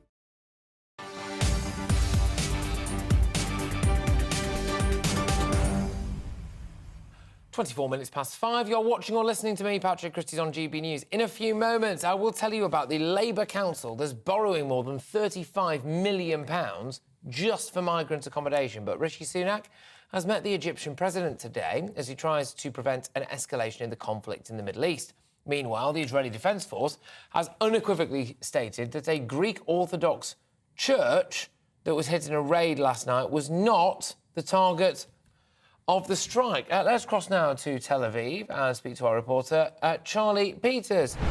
So, Charlie, so Rishi Sunak has arrived in Egypt. What's going on where you are in Tel Aviv? Well, Rishi Sunak is now leaving. He's heading back to Britain right now, we understand. And he said that the Rafah crossing is going to open imminently. That is what he hopes. It's going to be an imminent opening to allow humanitarian aid to cross from Egypt into the Gaza Strip. But we've heard this several times in the last week. The Americans made 3 such claims, including at the end of last week and the beginning of this, about that border crossing, and we've not seen it yet. I think many people in Gaza, and indeed international observers and the UN, are not going to celebrate at all until any aid starts to arrive. There have been several sort of celebratory statements made by politicians that have not been achieved. And even if aid does start to arrive, many people here saying that it will only scratch the surface of what is required as the best part of 1 million people head from the north to the south on the orders of the IDF. The situation in the south has become so untenable, according to observers, that many people have actually started to return north. We don't have any official numbers on that, but it's understood that at least 600,000 people headed south, and so some proportion of those understood to be returning. And it comes at a time as the Israeli bombardment of North Gaza continues. This is the mission put out by the IDF some 13 days ago, that they wanted to shape the ground to destroy Hamas military capabilities in North Gaza. They've released footage in the last few hours of the strikes they conducted overnight, and it is clearly some significant bombardments taking place there. Entire buildings razed, entire areas of Gaza struck by very serious munitions as they seek to prepare for that likely ground invasion by removing as many terroristic capabilities but also commanders before they arrive. They clearly see what they describe as the assassination of commanders as a key strategy for shaping the ground and preparing for that likely invasion in the coming days.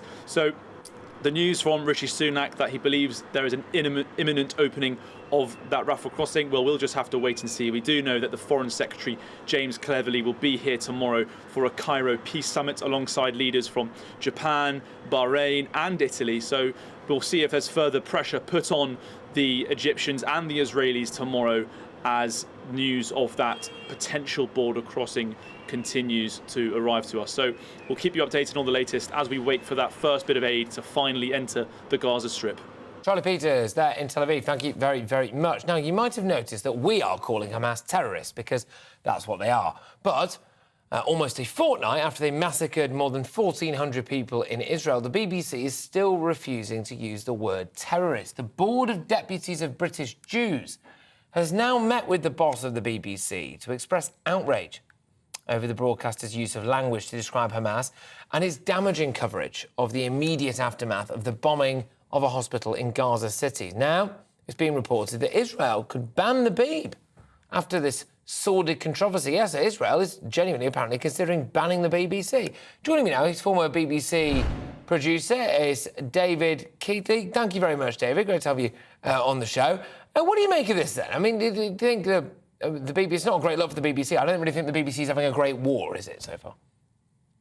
I don't think it is at all, no. And, I mean, they resort all the time to the point on this terror, calling Hamas terrorists, to that it's in the guidelines. But this is an exceptional set of circumstances. What Hamas did was exceptional. Joe Biden calls it terrorism. Rishi Sunak calls it terrorism. The BBC is just staying there as if this was a normal conflict. It's not. It's between sheer terrorism and between people who killed 1,400 Israeli citizens as they were going about their normal business. Do you think that Israel is also apparently banning Al Jazeera, which I can understand why, but if the BBC is in the same bracket as Al Jazeera, frankly, that's pretty appalling for the BBC's reputation, isn't it?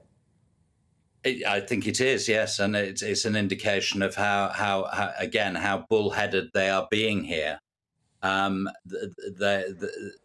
job is to be, I agree when they say the job is to be impartial overall, but it's their interpretation of due impartiality, which they hide behind every time, which means they set the rules for what they think is impartial, and there's no real appeal against that. You can complain all you like, but the BBC every time comes back and stonewalls and says, we know what we're doing. And on this occasion, I do not think they are really understanding sentiment in the UK and around the world. No, indeed. And the Board of Deputies of British Jews have gone in and said in no uncertain terms how angry and how annoyed they are about this and how hurt they feel about it. Why won't the BBC just listen to that? I mean, I would argue that anyone who says, right, OK, the BBC has called Hamas terrorists, anyone who's got a problem with that, is probably wants looking at themselves. The BBC was on a no-lose situation there, just calling a terrorist organisation terrorist, especially after they've gone around, beheading babies, for goodness sake. I agree with you entirely. There is absolutely no defence. And I come back to my point that here is an exact... People have been complaining about BBC impartiality against issues on the right for a very long time. And here is an example where the BBC could actually listen to what people are saying, and yet again, they don't. Look, David, thank you very, very much. I could talk to you all day, but we are out of time. It's great to chat, though, and I'll talk to you again very soon. It's David Keatley, there, who's a former BBC News producer.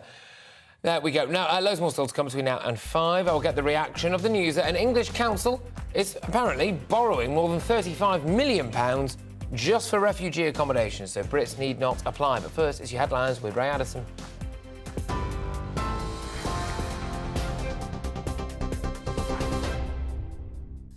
Thanks, Patrick. It's 5:31. The Prime Minister has praised Egypt for its efforts in trying to deliver aid to civilians in Gaza.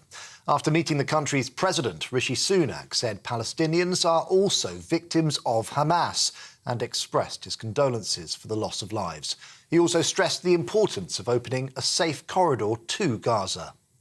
One thing we have prioritised consistently is getting the Rafah crossing opening. It's been a feature of all my conversations, and I'm very pleased that that will now imminently happen. We announced an increase in our funding for humanitarian aid into the region, and when I met with President Sisi earlier today, he and I had a good discussion about how the UK can provide practical assistance on the ground to ensure the sustainability of that aid through the crossing to the people who need it. Well, Sir Keir Starmer says former Tory voters have put their trust and their confidence in Labour after the party won 2 by-elections. In Tamworth, Sarah Edwards overturned a Conservative majority of more than 19,000, and Alistair Stratham took mid-Bedfordshire with a swing of more than 20%. You can get more on all of those stories on our website, gbnews.com.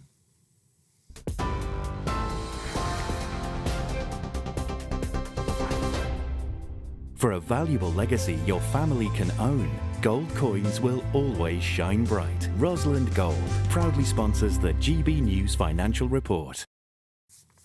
OK, a quick snapshot of today's markets. The pound will buy you $1.2137 and €1.1469. Price of gold, £1,639.16 per ounce. And the FTSE 100 closed at 7,402 points. Rosalind Gold proudly sponsors the GB News Financial Report.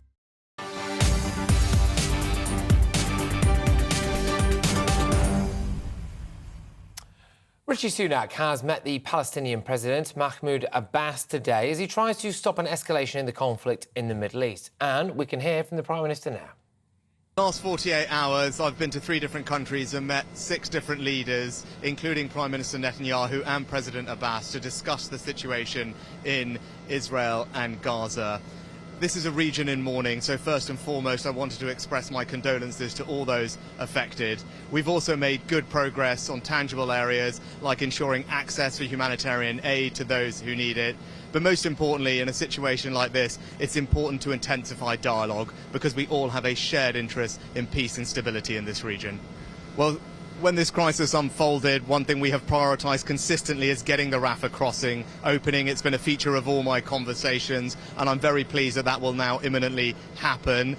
We announced an increase in our funding for humanitarian aid into the region, and when I met with President Sisi earlier today, he and I had a good discussion about how the UK can provide practical assistance on the ground to ensure the sustainability of that aid through the crossing to the people who need it. Well, the UK has been a long-standing, significant contributor to aid for the Palestinian people, particularly through the United Nations, and that funding helps support 5.8 million refugees, Palestinian refugees, every year. The immediate priority right now, though, is to get humanitarian aid to the people who need it in Gaza. That's why we've increased our funding and are providing practical support on the ground in cooperation with others to do that. And longer term, I think we all share a vision of a future where Palestinian people can live with dignity, with freedom and security, and we need to work hard to make that happen.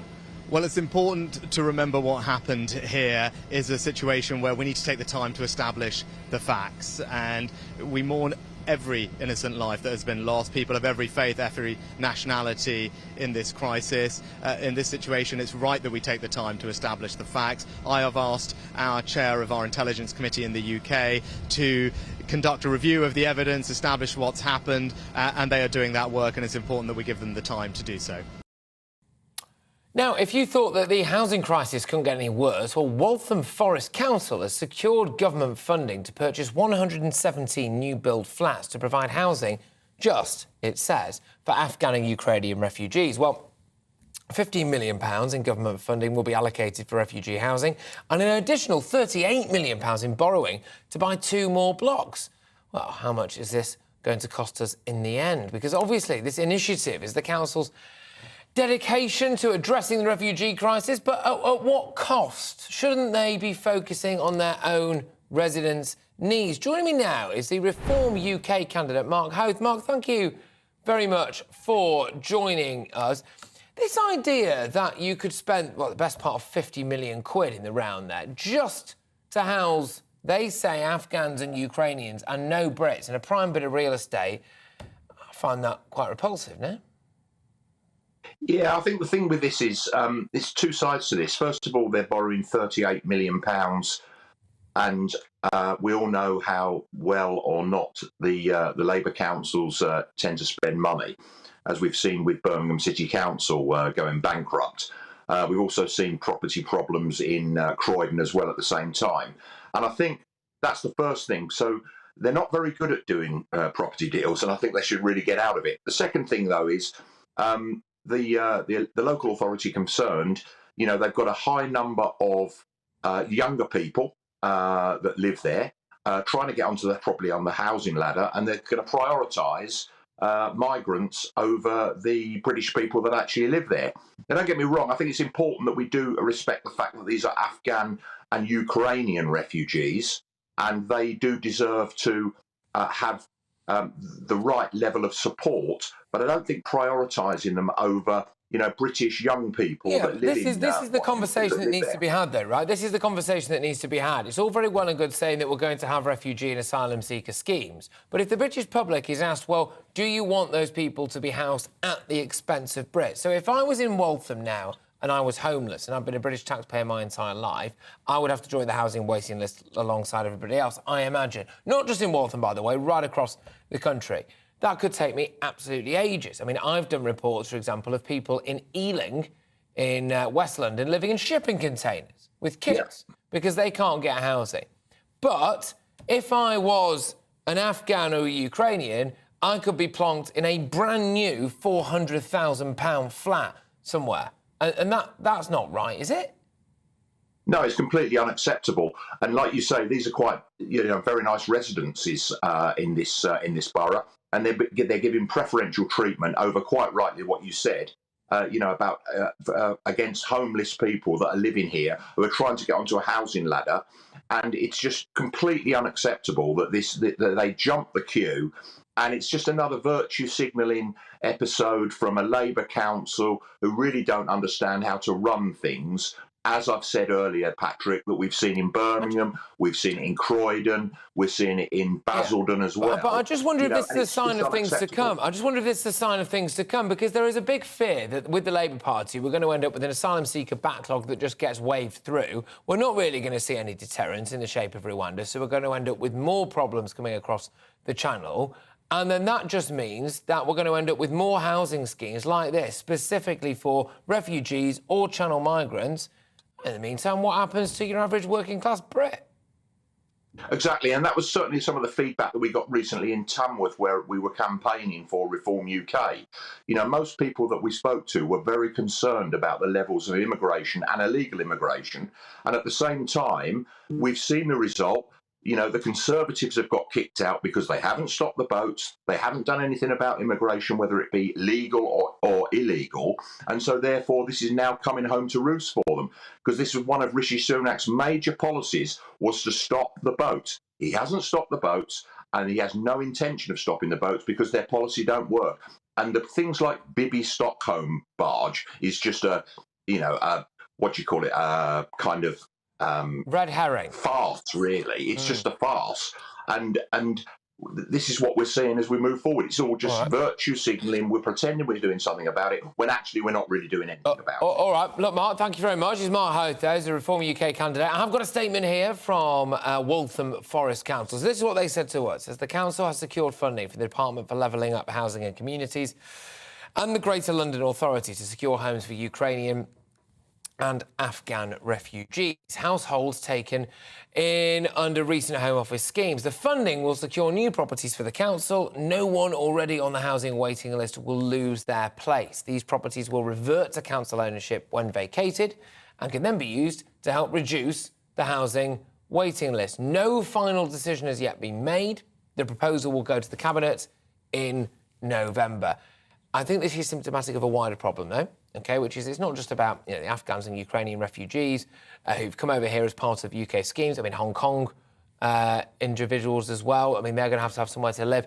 But when we're looking at the amount of people that are coming across the channel, at some point when they are processed and the 28 days for them to move out of a hotel once they've been accepted are up, we're going to end up with a homelessness crisis amongst people who've just arrived in this country. Can we really have that as a civilised nation? Well, plenty of people will say no, and they'd probably be right. So what happens? Do councils just have to continue to get multi-million-pound grants for brand new places like that? Does that really work? Is that not going to help foster a lot of division in society? GBviews at gbnews.com. But if there weren't enough problems with the NHS, it has been confirmed that more than 40 hospitals have got unsafe concrete. I'll be telling you which, well, some of them, anyway, in the next section. Patrick Christys, GB News, Britain's news channel. I think the most exciting bit for me is talking to ordinary people. People who I think are ignored often by the major news channels. We're going to give news they want to hear. There's a voice there that needs to be heard. I think there's a chance here for a diversity of opinion to be expressed, which you don't find elsewhere. It's really exciting. We don't hold back. We're free to say how decisions that are taken here affect us all around the country. Only on GB News, the People's Channel, Britain's news channel. There's only 3 people you can trust in life. Your doctor, your lawyer, and your nana. I'm not sure. So join me, Nana Aquare, at 3 p.m. every Saturday and Sunday, where we discuss the biggest topics of the weekend. Be ready for battle. Could you be quiet? What is this? It's my new teeth. It's your new teeth. I don't bite. Well, not without a good reason. Always honest, always fun. Every weekend at 3 p.m. on GB News, the People's Channel, Britain's news channel. So Jubes and Kerr, we tackle the issues of the day with real, robust debate, both sides of the fence, battling it out with me in the middle with my forthright opinions and views. And often really interesting things happen because you start with a position and then by the end of the debate you find actually, well, I might not have thought about that one. What we need in this country is 2 new political parties. You should maybe think about doing a 2024 calendar. I'm Michelle Dewberry and I'm keeping you company right through until 7 o'clock this evening. GB News, the People's Channel, Britain's watching. Join us every night on GB News at 11 p.m. for Headliners, which is 3 top comedians going through the next day's news stories, which is exactly what you need, because when the establishment has gone crazy, you need some craziness to make sense of it. Headliners. You don't have to bother reading the newspaper. We've got it covered for you. Every night at 11 p.m. and repeated every morning at 5 a.m. We won't send you to sleep like some of the other paper review shows out there. So join us 11 p.m. every night on GB News. The People's Channel, Britain's news channel. GB News, unlike other broadcasters, isn't obsessed with the London-Westminster bubble. We think there's a nation beyond the M25, and that's why we talk about the issues that matter across the land. Join me on State of the Nation, 8 to 9 o'clock, Monday to Thursday, on GB News. Daisy's listening, and you should too. Every Sunday from 11, join Michael Portillo. There will be topical discussion, looking at the week before and the week to come. So kick back and relax at 11 a.m. on Sundays on GB News with me, Michael Portillo. GB News, the People's Channel, Britain's news channel. I'm Andrew Doyle. Join me at 7 o'clock every Sunday night for Free Speech Nation, the show where I tackle the week's biggest stories in politics and current affairs with the help of my 2 comedian panellists and a variety of special guests. Free Speech Nation, Sunday nights from 7 on GB News, the People's Channel, Britain's news channel. Nightmare commute. Kick it up a gear with me, Patrick Christys, at drive time, 3 till 6 p.m, Monday to Friday on GB News Radio. You can listen online and on DAB+, on the smart speaker app, and on the GB News app. And if you've got an Alexa, all you have to say is, Alexa, play GB News. We're also on TuneIn and the Radio Player apps. From the school run to rush hour, get revved up with me, Patrick Christys, on GB News and GB News Radio.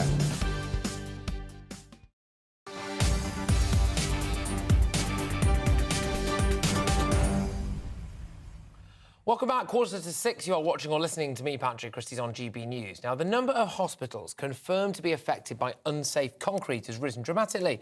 The Department of Health and Social Care has published a list of 42 hospitals in England that have evidence of RAC. The North West is the worst affected. 11 hospitals have got RAC, including Wythenshawe Hospital and Salford Royal Hospital. There are 7 in the North East and Yorkshire, including the University Hospital of North Tees. And 4 hospitals in London have got RAC as well, including the Royal Free Hospital. A full list of those hospitals is available on the GB News website, gbnews.com. Joining me now is Christys Stone, who is, believe it or not, an expert in RAC. I bet you never thought you'd be this useful, to be fair. So 42 hospitals... No.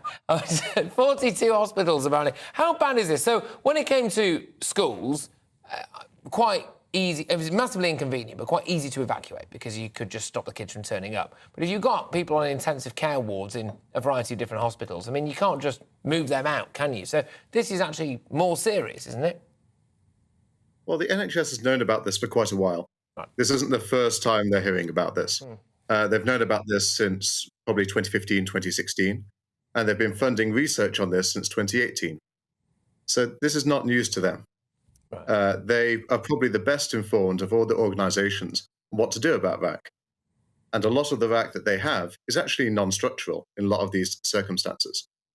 So it's to be expected that we're now finding more RAC than we thought was out there, because the scope of it is now apparent. However, I think we're blowing it out of proportion a bit here, Patrick. OK. Well, that, to be honest, will be good news for the government, won't it? Because the idea that people could be, strapped to a hospital bed, essentially, with the roof about to cave in, is absolutely terrifying. And what do we do about that? I mean, we can't even build a bit of a railway line, so we're not going to build 42 more hospitals, are we? But you don't think we need to? This is just a little bit of dodgy concrete and we can all crack on with our lives? I wouldn't be quite that blasé. I will say that some of this may need help. One of the things with the RAC is we found it much earlier than we originally thought, as early as the 1940s now. And it was made through to the 1990s. So we have decades of RAC here. And we found that some from the 60s and 70s wasn't well manufactured, wasn't well looked after. And though most of it is safe, there can be issues. It needs to be surveyed. They need to follow the right guidance. Sometimes they might need corrosion management, but it can be remediated for the most part. More research is needed, though. Frankly, there's a lot of unknowns in this, especially in that later RAC. We're not seeing the same problems yet that we have on the earlier. What can happen? Does it? So you said that some of it's not structural. So that would be much more serious. So some of it is, so it's almost like decorative RAC, is it? Well, it's a highly thermally insulating panel. So some of it was used as structural elements. You see it as lintels, roof planks, and wall panels, and those can be structural. And in most cases, it's well up for that task. It was designed to be aerated concrete, and though it is aging, there are very specific things to look for problems. It's not all a problem. OK, so people lying in hospital beds now don't have to worry too much when it comes to the issues with RAC. Ultimately, what is the solution, though? Can we move on? Can we be fine with all of this? Do we have to build new hospitals? Should we have dealt with this a lot sooner? What's going on there? Some hospitals will probably need to be rebuilt. This material will not last forever. What we can do is we can categorize. It all needs surveying. Some will need replacing quite quickly. Some might be remediated and time can be bought. Some might be quite recent and still have a lot of its design life left. So it's all about getting the right knowledge from the right people. Luckily, this is a global problem, probably. It's made all over the world. Britain's actually leading the way in this, and the NHS in particular. We now have corrosion management solutions that are made specifically for this product, which didn't exist 5 years ago. We're now looking at solutions on how to manage the risk, and a lot of learning has been done, especially by the University of Loughborough and its partners. Yes, indeed. Well, look, Christys, thank you very, very much, I must say. Incredibly informative stuff. Christys Stone there, who's an expert in RAC. I like the idea that we can properly spin this and say, we are world-leading, at least, when it comes to identifying a massive problem that we did have in a lot of our infrastructure and then hopefully replacing it. But we're world-leading in all of that. It's time now, though, for a final rendition of Patrick's Pick of the Day. When I look at a story that isn't dominating the news headlines but has still caught my eye, and I'm going to take you all the way to Warsaw, which is the capital of Poland, where a man thought that he'd come up with the perfect plan to rob a shop. Right, so this genius, I'll call him a genius, 22-year-old man posed as a mannequin in a shop window, and apparently he was stood there for absolutely ages. So he posed as a mannequin. Viewers on GB News, whether you're watching us on your TV or online, will be able to see him.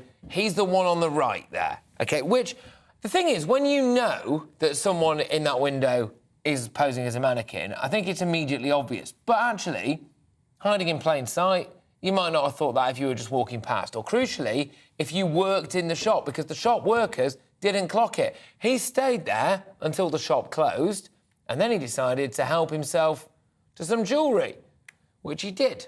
And then he crawled out from under some shutters in an attempt to escape, but he was spotted by security. Well, he was also caught on camera, let's be honest. And then he was carted off. That, for me, is it's like a story, a masterpiece in 3 parts. And he's been charged with burglary and theft.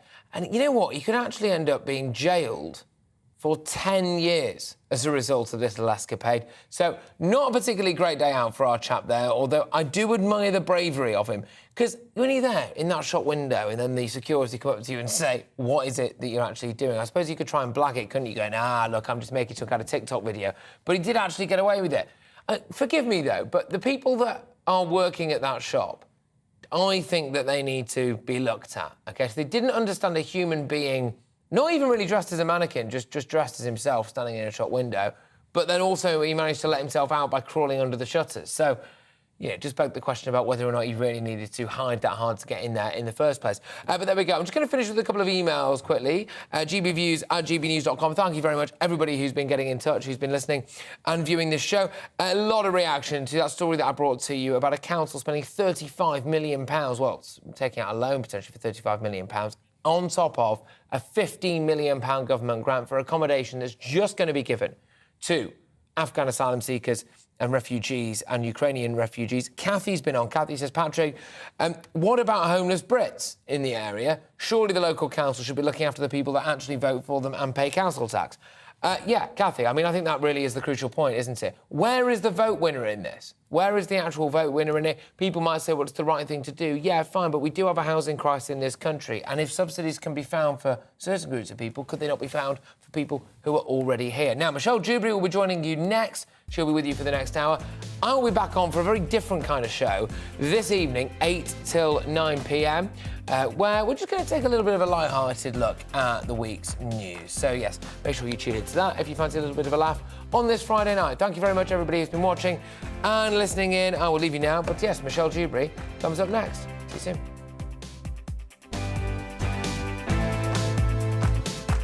Good evening, I'm Alex Deakin and this is your latest weather update from the Met Office for GB News. Storm Babak continues to cause problems. Further heavy rain is expected to cause more flooding, and we do have a red weather warning in place from midnight again for parts of eastern Scotland, but there are other weather warnings in place through the night. The weather's been causing problems across England and Wales through the day. The rain's slowly easing here, but it will stay very soggy in most locations through into the early hours. Something a bit drier across the southeast where temperatures hold up at 11 or 12. Elsewhere will be mostly down into single figures. But we do have to focus in on the rain because it's returning tonight over eastern Scotland and then it lasts for most of the day. It's already caused significant problems, and this further rain falling during tomorrow, another 100 millimetres possibly, is expected to cause more widespread disruption and, of course, further flooding. That stiff wind will just continue to feed in the moisture here. A drier day across northeast England tomorrow and for parts of Wales as well. There will still be some heavy showers, though, in the southeast and some gusty winds blowing here too. Temperatures mostly getting up into the low to maybe mid-teens. Sunday offers some respite. There will be still some rain across Scotland, but it should tend to ease and it won't be as heavy or as persistent. A few scattered showers elsewhere, but for many Sundays, a fine-looking day, dry and bright with some sunny spells. The winds will be lighter as well, and it'll probably just feel a little bit warmer. Please see the Met Office website for the latest warnings.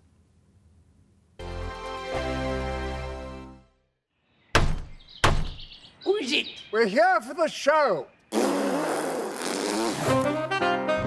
More energy this time! Welcome to the dinosaur hour. I was married to a therapist. And you survived? I thought we were getting Hugh Laurie. Second best. Bellissima. You interviewed Saddam Hussein. What's that like? I was terrified. I'm playing strip poker with these three. Oh! No, thank you. My CDs need to be put in alphabetical order. Are you going to be problematic again? The Dinosaur Hour. Sunday, the 29th of October at 9 on GB News. What you get for breakfast is something that, if we do our jobs right, you will wake up to news that you didn't know the night before. It's a conversation. It's not just me and Eamon. We want to get to know you, and we want you to get to know us. From 6, it's Breakfast with Eamon and Isabel. Monday to Thursdays on GB News. Britain's news channel. People in Britain, they love free speech, but they also love fair play. I don't care if I'm speaking somebody from a trade union, from the Labour Party, somebody from the SNP. And I think the viewers like to see that actually we can challenge one another, but in a positive way. We think we ask the questions that people want to ask, and often we ask the questions that we wanted to ask in Parliament but never got the chance to ask. So join us every Saturday, 10 a.m. till noon on GB News, Britain's news channel. Nightmare commute. Kick it up a gear with me, Patrick Christys, at drive time, 3 till 6 p.m, Monday to Friday on GB News Radio. You can listen online and on DAB+, on the smart speaker app, and on the GB News app. And if you've got an Alexa, all you have to say is, Alexa, play GB News. We're also on TuneIn and the Radio Player apps. From the school run to rush hour, get revved up with me, Patrick Christys, on GB News and GB News Radio. Tired of the usual focus-tested, pre-prepared Westminster runaround? Well, so am I. So you want higher taxes? Is your department to blame for this? Are you rethinking this policy? Every Sunday at 9:30, I'll be sitting down with those in power to get the truth about the issues affecting you. Let's be honest, we've known about the cost pressures of this project for years, not months. That's the Camilla Tominey Show, a politics show with personality. On GB News, the People's Channel, Britain's news channel. Now then, Lee Anderson here. Join me on GB News on my show, The Real World, every Friday at 7 p.m. I'm not eating bloody cat. Are you Delicious. mental? Open your mouth. OK, here comes a train. Reminds me of the scene in Singing in the Rain. Adam, is that a good one? Whoa! Join me at 7 on GB News, Britain's news channel. When the news happens, it happens here. And really important